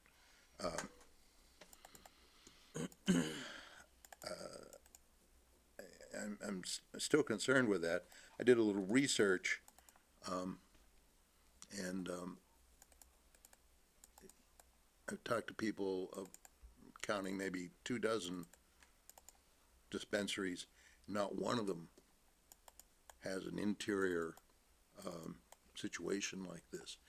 There are a few that are in multi-tenant buildings. Most of them are in standalone facilities. There are a few have turned up. We saw one in Colorado that was like units in a building, and he had a separate entrance into it. But in no case was there this, you know, I know down at Netta, they get lines out the door and down the street, and you don't want that in that door for the rest of the businesses. It just, it bothers me. It just, I'm not sure it's a compatible thing. I don't know what the CCC might have to say about that subject. I haven't seen anything, because all the approvals I've seen have been exterior entrance. Mm-hmm. So, I don't know if it helps or not, but some of the interior layout, even kind of proceeding through the process with the CCC and the building code, I think those conditions would likely be subject to change, regardless of the planning board's approval to some extent. Typically, it's the outline of or the footprint of the structure that's really the planning board's approval. I think in regards to entrances and exits, there's definitely some consideration there that could be given. But I guess beyond the entrances and exits, you know, I'm not sure how much detail we can really. Well, if you hinge look at any- 1.5.5, one of the items is compatibility. Mhm. And we get to decide what compatibility means. Mhm. And we get to make any findings we like, so. No. I think we can be concerned about it. This is the first time that we've had any experience with this, and apparently hardly anybody else has any experience with it, so it's something to look at and to feel concerned about. I mean, I think it's a point to consider, and we've certainly circled the wagons with the tenants. All the tenants in the building all expanded their leases to include 5 years with the option of going another 5 years beyond that. So I guess, you know, it's noted, and it's an issue that, again, I feel like we have to keep an eye on, because we certainly don't want to also be a bad neighbor. You know, so again, I think as we kind of move through this process, we got to take that under consideration, and if it does warrant that we would need to do something different, we would do it. Yeah, well, Last thing I want to do is disrupt the tenants that have been there. They've been through enough in terms of the sewer line coming up the street, and you know the traffic being cut off, and you know, so we're doing everything we can to try to improve it, not to try to take anything from it. I do understand that the CCC takes a very, very close look and has a lot of stringent requirements regarding security and related matters. Yep. And Chief Crapo certainly is similarly going to be paying close attention to the details. I mean, you've sort of got an initial read with him about some things. I would be surprised if he wasn't, didn't continue to take an interest, particularly looking at, you know, the interior layout and what security issues that might present to him. Yeah, I mean, the chief was great to sit down and talk to. I mean, I think every municipality is a little bit different. They're going to approach it a little bit different. Worcester, Douglas, very different facilities and very different issues, right, presented themselves. I think we had a pretty good dialogue about it. You know, we've fortunate. We've gone through a 50,000 square foot cultivation center, lab, kitchen, vault, and a 10,000 square foot store, which is not just an adult use, but a co-located store. You know, I feel it'd be important to point out we've done this without a single deficiency from the CCC. So we understand the security and how critical it is, but more importantly, we also respect it in terms of the safety of our employees. You know, I know that externally that's a big concern, but internally it's a bigger concern. You see and hear stories kind of all over the country. We monitor that, take it very seriously. So the improvements that we've, you know, are beginning to make to the property are all going to reflect that. So Chief, you know, in our discussions, you know, he had reached out, you know, we spoke about it. We discussed things like, you know, the perimeter, the parking, the layout, all of the cameras, you know, and I think we've come up with a really good plan. So, you know, at this point, I think for us, the goal is going to continue to be to work with the police chief as well as the fire chief to make sure that they can come out, tour the site, get around. I mean, you know, it's in our standard operating procedures that we do it semi-annually. It's required annually. We do it semi-annually with the municipalities that we operate in. So, you know, again, for us, it's full transparency. We look forward to working with the chief and everybody else on it. So I just wanted to expand on that a little bit. I did have the opportunity to give a phone call to Chief Crapo this afternoon and discussed with him kind of his process. So he had received the security details from the applicant and plans, and he was satisfied with their submission at this point. He saw no issues with the board proceeding from his kind of perspective. So that was his. He does understand that as they go through the CCC, that additional work may be needed, but at this point, he feels that they're on a good track. So. Yeah, I think as far as I'm concerned, I don't think that I can think of any additional information that I am looking for at this stage of the game. I do very much rely upon, as does our bylaw regarding, you know, marijuana establishments, we absolutely rely on the CCC to enforce some very stringent requirements, and we don't try to duplicate what they do. And so and we recognize that nothing, ultimately, you don't open for business until you've satisfied every regulatory body who's involved in this. So I think unless the board, anybody, I you know, just you had guys one can. question, which really isn't that important, but I'd like I just was looking at this. Is there a guideline that determines how many handicapped slots must be provided given a number of parking slots? There is. What is that? As the number of parking spaces increase, the associated handicap number increases. Right, but what is the beginning place? Well, initially you have to have one, and then, what is it, you get the Retail use. 8, 12, you have to have 2, and then it gets 3 for 50 parking, it's a 4 for 50, I forget. But there is a chart, number of parking. There is a chart then, okay. And do you have the right number? We do. Oh, we do. Because I'm sure the building inspector will look at that. No, we have the right number. He's quite interested in, Handicapped. handicapped. Yeah, that's important. You have you're gonna have an entrance, not a public entrance from the back? Correct. Yeah, things do happen. I read about a robbery at a dispensary recently out in Chicopee, I think. Yes, someone drove a car through. I believe, was that the case? No. Well, no, there was a car driven, my information from someone who knows, was that a car, I think the car situation was in Worcester, good chemistry. Yes, I The apologize. robbery was at whatever it is out in Chicopee. Chicopee. But things happen now. But apparently it was a real robbery. One thing, I want to be sure that we have the chief's input on our record.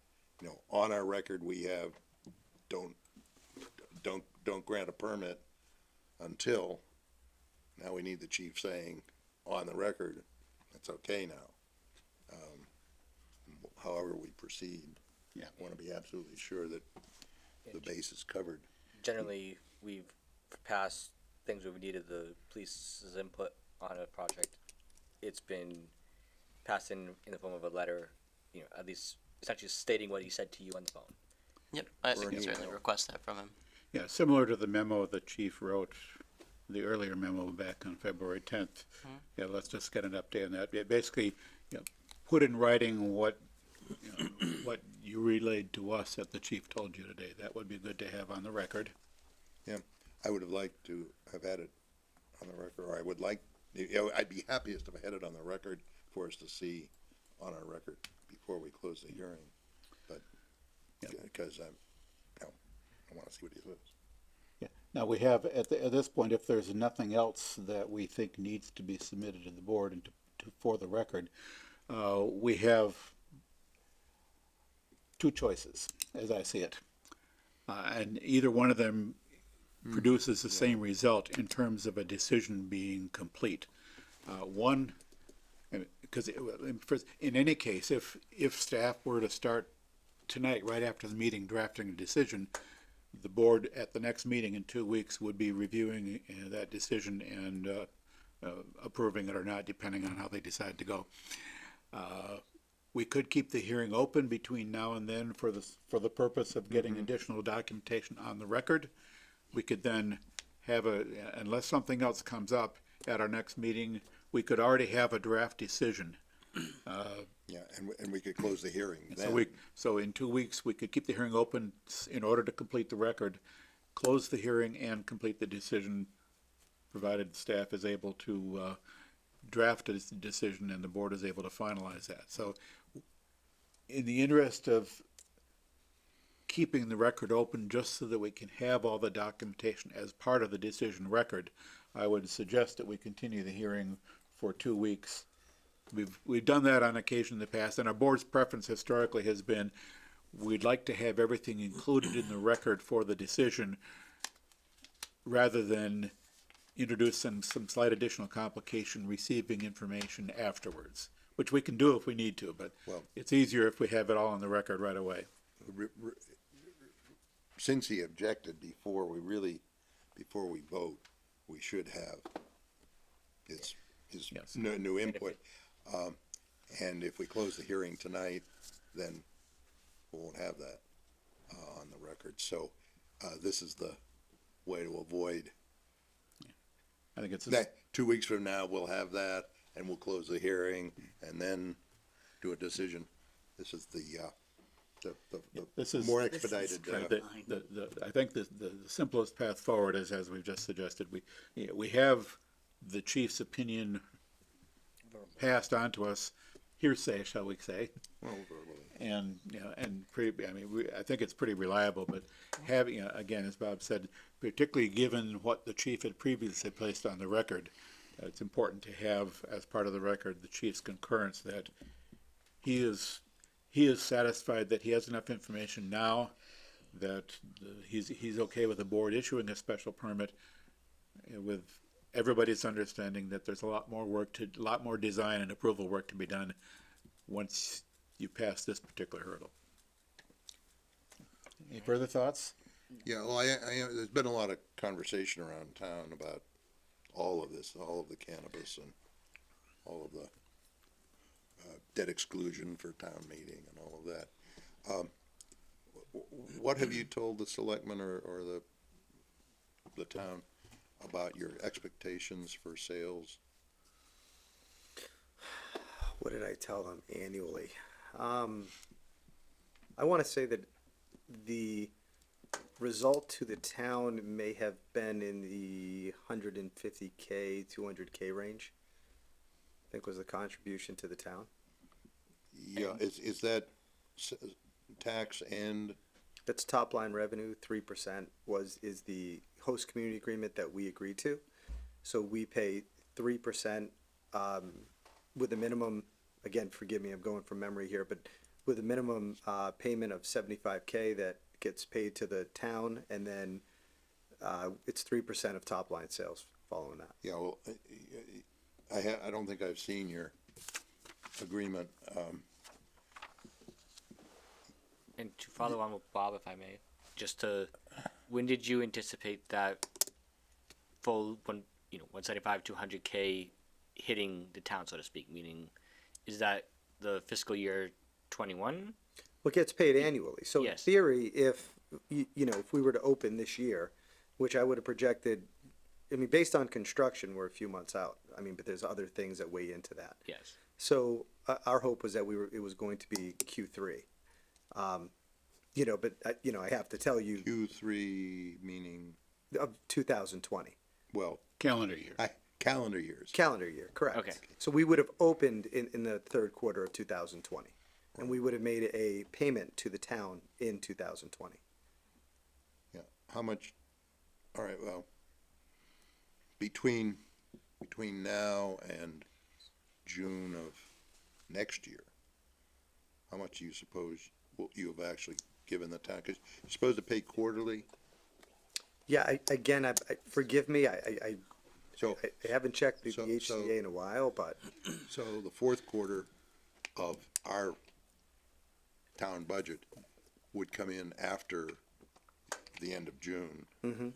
It would fall into the next budget year. There's been a lot of talk about this and where the number came from and where the numbers they're using come from and so on. If I may make a Hasn't there? suggestion, I think there are some members of this board who would like to complete this meeting. Yeah, No, this really isn't a The rate. current topic of his discussion is of considerable interest to a lot of us in town, but not necessarily Planning board. within the board's purview. So I'd like to move on. I think we've reached a decision to continue this hearing for 2 weeks, and during that 2-week period, to have staff draft a decision so that we can complete action on this in 2 weeks. So moved. So there would need to be the old written request from the applicant for continuation. And I just heard a motion. Is there a second? Second. Moved and seconded that the board grant the applicant's written request to continue to March 23rd. Discussion on the motion. 7:30. At 7:30. Yes. Any discussion? Hearing none, all in favor? Aye. Aye. Opposed? Declared motion carried unanimously. thank Well, you. We'll look forward to wrapping there's up one our more. part in this in a couple of weeks. Says we have to do the draft decision. We have to move it. Yes, I believe let's, that was part of the original It was motion. part of the motion. yes. Oh, okay, I didn't. Grant the applicant's written request for continuation and to direct staff to draft a decision. Okay. I'm sure that was in there. That was the intent of the motion. I I'm sure believe that I was heard in that, there. yes. I'm positive I heard that. Just don't play back the tape. Thank you. There's gonna be a 17.5 second gap in the, Yes, for some reason the tape didn't capture that part of it. well, we have imperfect. As good as our staff is recording this stuff. Alrighty. So, let me circle back a little bit. I want to skip over discussion items for just a moment and look at general business. Bills have been circulated and signed. Under the topic of minutes of previous meetings, we have the stenographer's transcription of the cell tower hearing that was put on the agenda. If anybody has taken the time to review that and has any comments on it. 20 pages. I actually did read through it, and I didn't see anything that struck me as being, well, stenographer got that totally wrong. I think maybe I noticed one or two cases where the word wasn't the word I remember using, but it's close enough that the meaning is there. I should make the commentary on this that this was not the full meeting of our February 24th meeting. That was just the That's all. cell tower portion. Yeah. Yes. Right, so we are not talking about the minutes of the No, we're February actually talking 24th meeting. No, We are it's a talking whole about different thing. the stenographer's report of that hearing. Yep. And I don't recall that we generally have voted to approve or not a stenographer's report. But if we wanna finish it, I But want we- to have that. Yeah, we want to include that in the record, as we discussed earlier this evening. It's already in the record. Actually, I think that what we should do is, if we have any issues, raise them. Yeah. Um, Yeah, so if there, yeah. Anything that we think should be changed or edited in that stenographer's report. I did not see anything. So we're good with that. We don't have to vote on that. As I said, I don't remember us voting on those before. Staff report. I'll just wanted to breeze through a couple things, just an update. I believe we discussed at the previous meeting the open space and resource plan. That is hopefully this week going to be coming in a final draft form to be circulated to the boards for final approval. I've been working with CMRPC to get that wrapped up, so that hopefully will be on the docket for this coming meeting. Yeah, and prior to this board's, I mean, this board could be, but the actual open space and recreation plan committee needs to meet Correct. to, It'll be we'll have to organize a meeting of that committee. it'll be a fast track through all of that, I'm sure. How I long know- is this plan, so I and- know how long to set aside to read it? Yep. It'll be extensive, and we're certainly willing to give as much time as the board needs to review it. But I know that the recreation department and other departments that really rely on this plan are eager to have it buttoned up. So we will be trying to complete that process in a timely The fashion. OSRP committee has been, I think we've probably looked at, our eyes started crossing, I think, looking at that many times, but we do need to meet as a committee. Yep. Yeah, to formally have the committee approve the report and then be disbanded, I guess. Correct. And then it goes on to this board and other boards. Some other discussion points, the planning department, in coordination with the consultants for the DPW site, as well as the town administrator's office and other kind of municipal stakeholders, municipal staff. We discussed some of the scale and potential scale and zoning of that DPW site to see what kind of uses and scale of building might be appropriate there, if that would go that route. So there's some preliminary discussions that the planning department kind of worked with the consultant to get. I know their consultant continues to do a lot of public outreach for that as well, which is included. So we're really kind of finalizing a view of some of that potentialities for that site.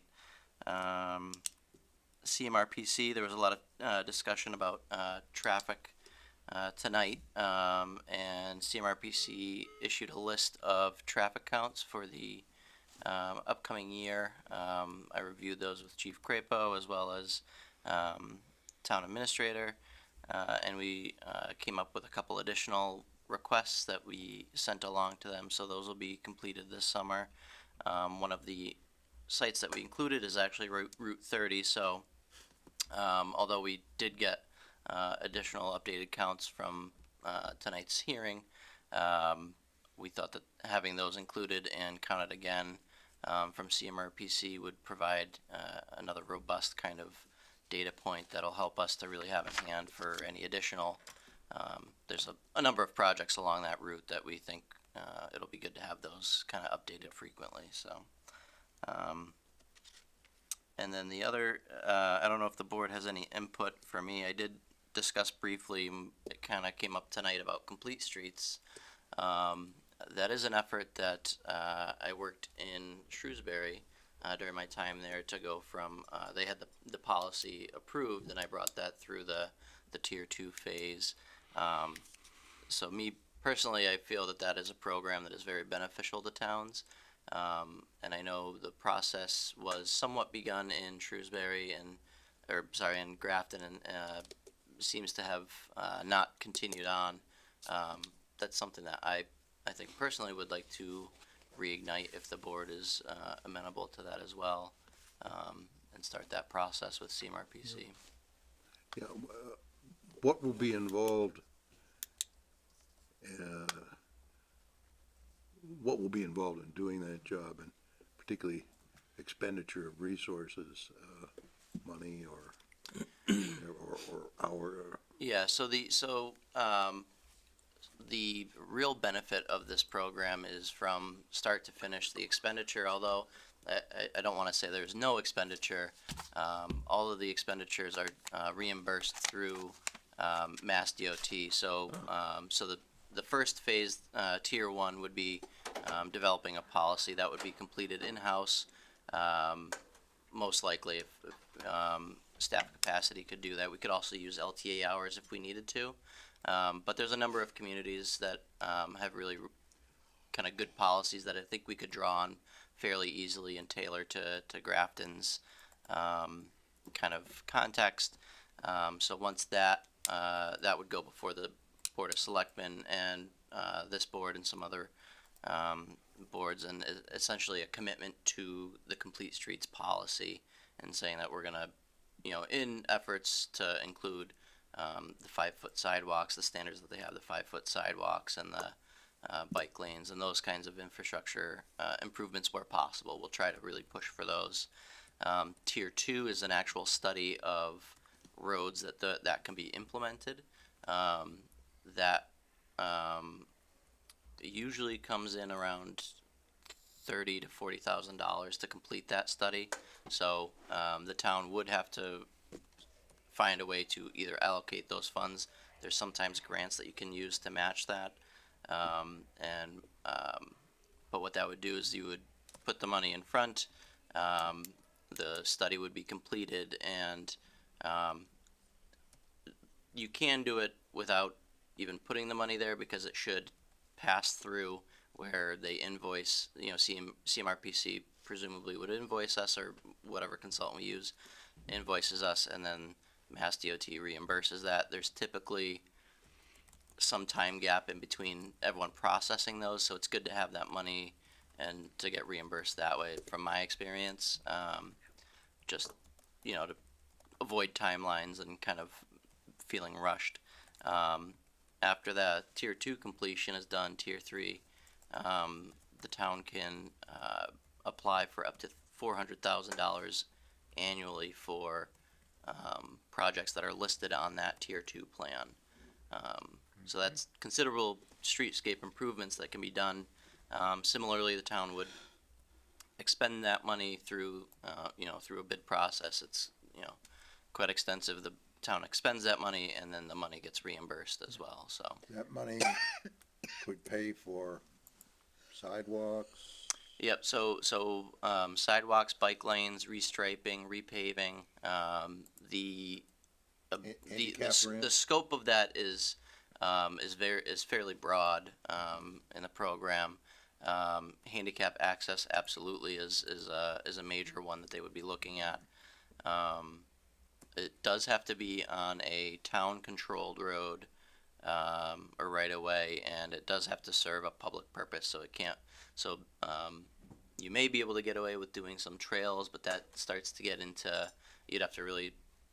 It would be specific cases, but mainly just repaving stretches of road, and including more robust infrastructure is typically what you would be.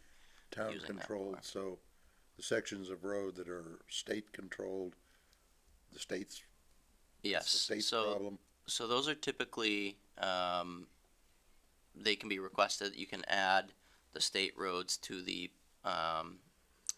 tier 2 prioritization plan. Obviously, the town doesn't have control over actually paving those since they're state owned.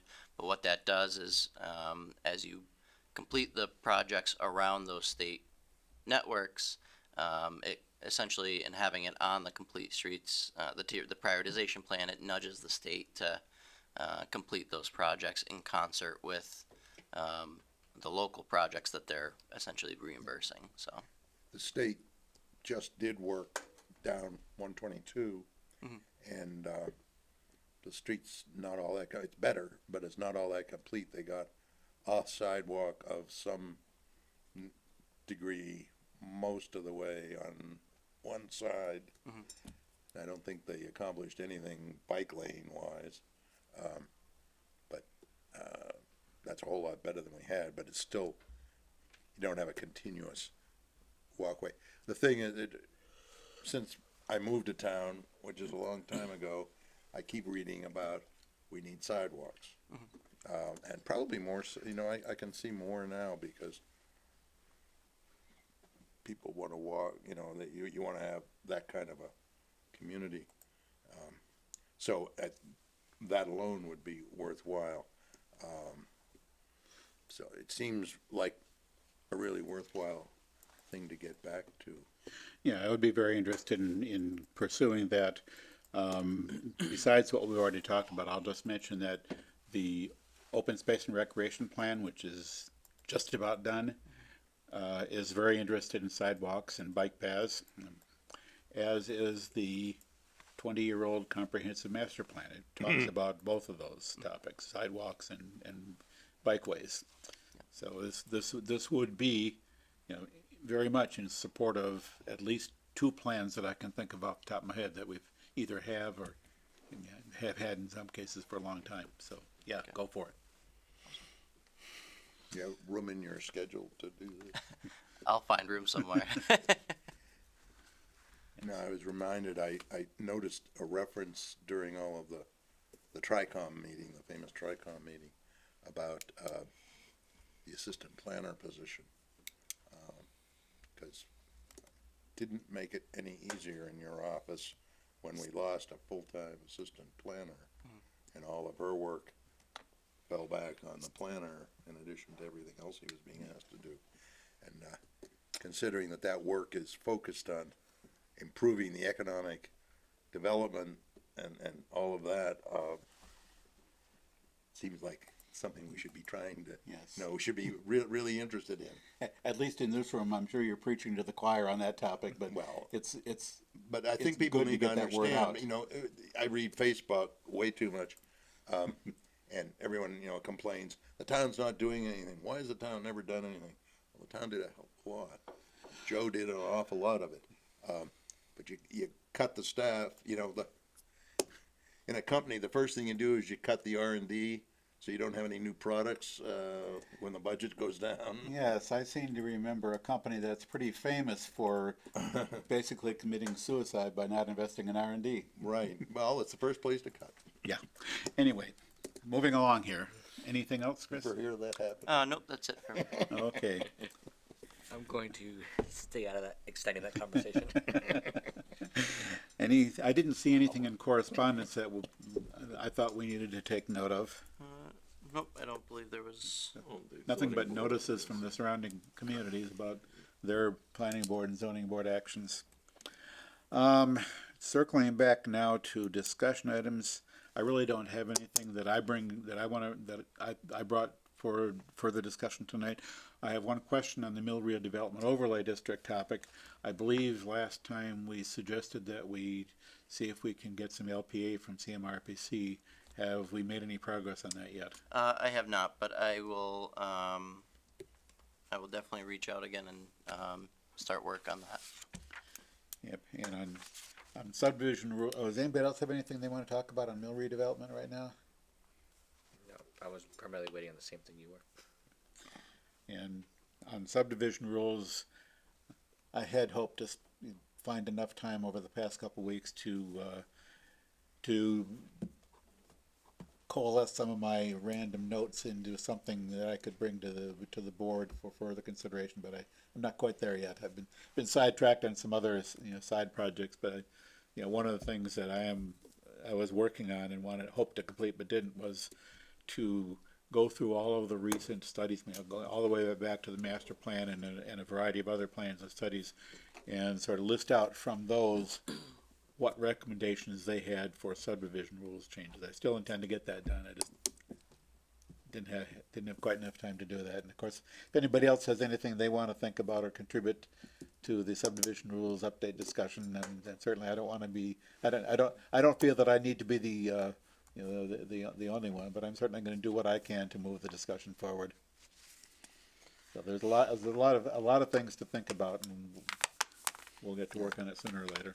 I haven't worked on it, but I will definitely, for the next meeting, come prepared for that. I've noted, along the years, I've noticed many times, this is something we should put in and put into our list.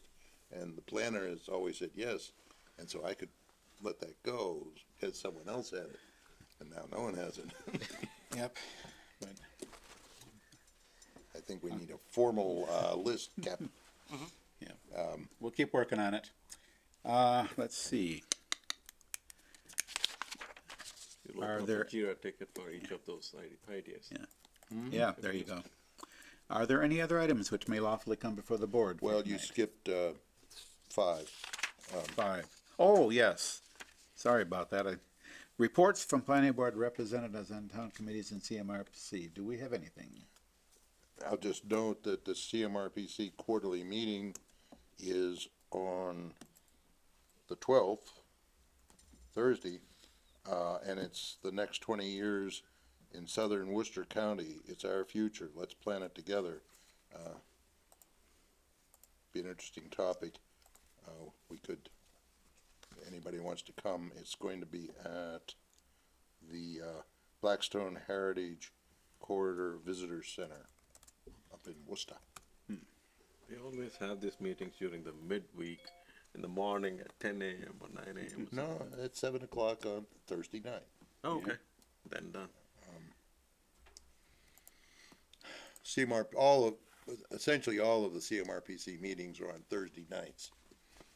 Hence, Thursday night is not an option. Monday nights aren't an option around Yes. here for us. For those of Thursday us- nights are not an option for us. For those of us who have other committees that we're on. Yeah. The thing for me to call out is about 2 weeks ago, we had a CPC meeting where it was brought forward about the super park. There wasn't much in the document that was brought forward to the CPC at that point, as far as even an estimate on cost or exactly what would be included. The reason it was brought forward, we were told, was that it's just a deadline to have the proposal submitted. The next CPC meeting, which is where we would vote on pushing that forward to a town meeting warrant, is going to be on the 26th of March. I did attend the public outreach meeting that was going on March 4th about the super park as well. They had a few general layouts for the site as far as what things could be used in a general space on that site. There was not really any confirmed what they'll do. The only thing that was kind of noted was, based on the survey and discussions with rec, they do not believe they'll be planning out a skate park at the site. And there is going to be another outreach meeting April 9th as well. How is, seems a little early in the process to actually manage to have a town meeting warrant. I do not disagree, but that is something that the CPC has not yet voted on as far as. And are the reports I see that CPC has about 300,000 to work with, correct? There was I don't have the treasury report in front of me, but I believe that was accurate for this Maytown meeting, but we expect to have probably a grand total of around 500, I believe, as of the next payment by the state. I believe that is what was said. It just seems pushed too fast, too hard, without enough. Yeah, Uh, I would substance. have liked to have more substance for the meeting we just had for CPC before Yeah. to go forward with. Well, I've said it elsewhere. Yes. It's just too soon. It's ill-advised to ask for it at this Springtown meeting. You don't have to, you can do CPCs at the fall town meeting. Or any town meeting, Yes, can't you? you could. You can't. Yep. We may have. And we do, we quite often do. All right, anything else from any representatives on other boards and committees? I missed the library planning meeting this week. I've forgotten, is it the library that is gonna be, progress is gonna be presented to the selectmen tomorrow night? I think that's correct. I'll just kind of double check that. He's on the he's on the agenda for one of the two projects. Select board. Andy? Yeah, Andy. Shane. Andy DeShane. Let's see. Library building update. Yep, that's first on the schedule for tomorrow's select board.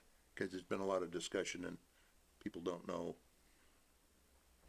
what the situation now is as far as the problems that have arisen you talked about. Right. I was there in the last month meeting, and that's when I presented the input that we are eating up most of the contingency. I missed the meeting because it didn't happen on Monday. It happened some other day I couldn't make.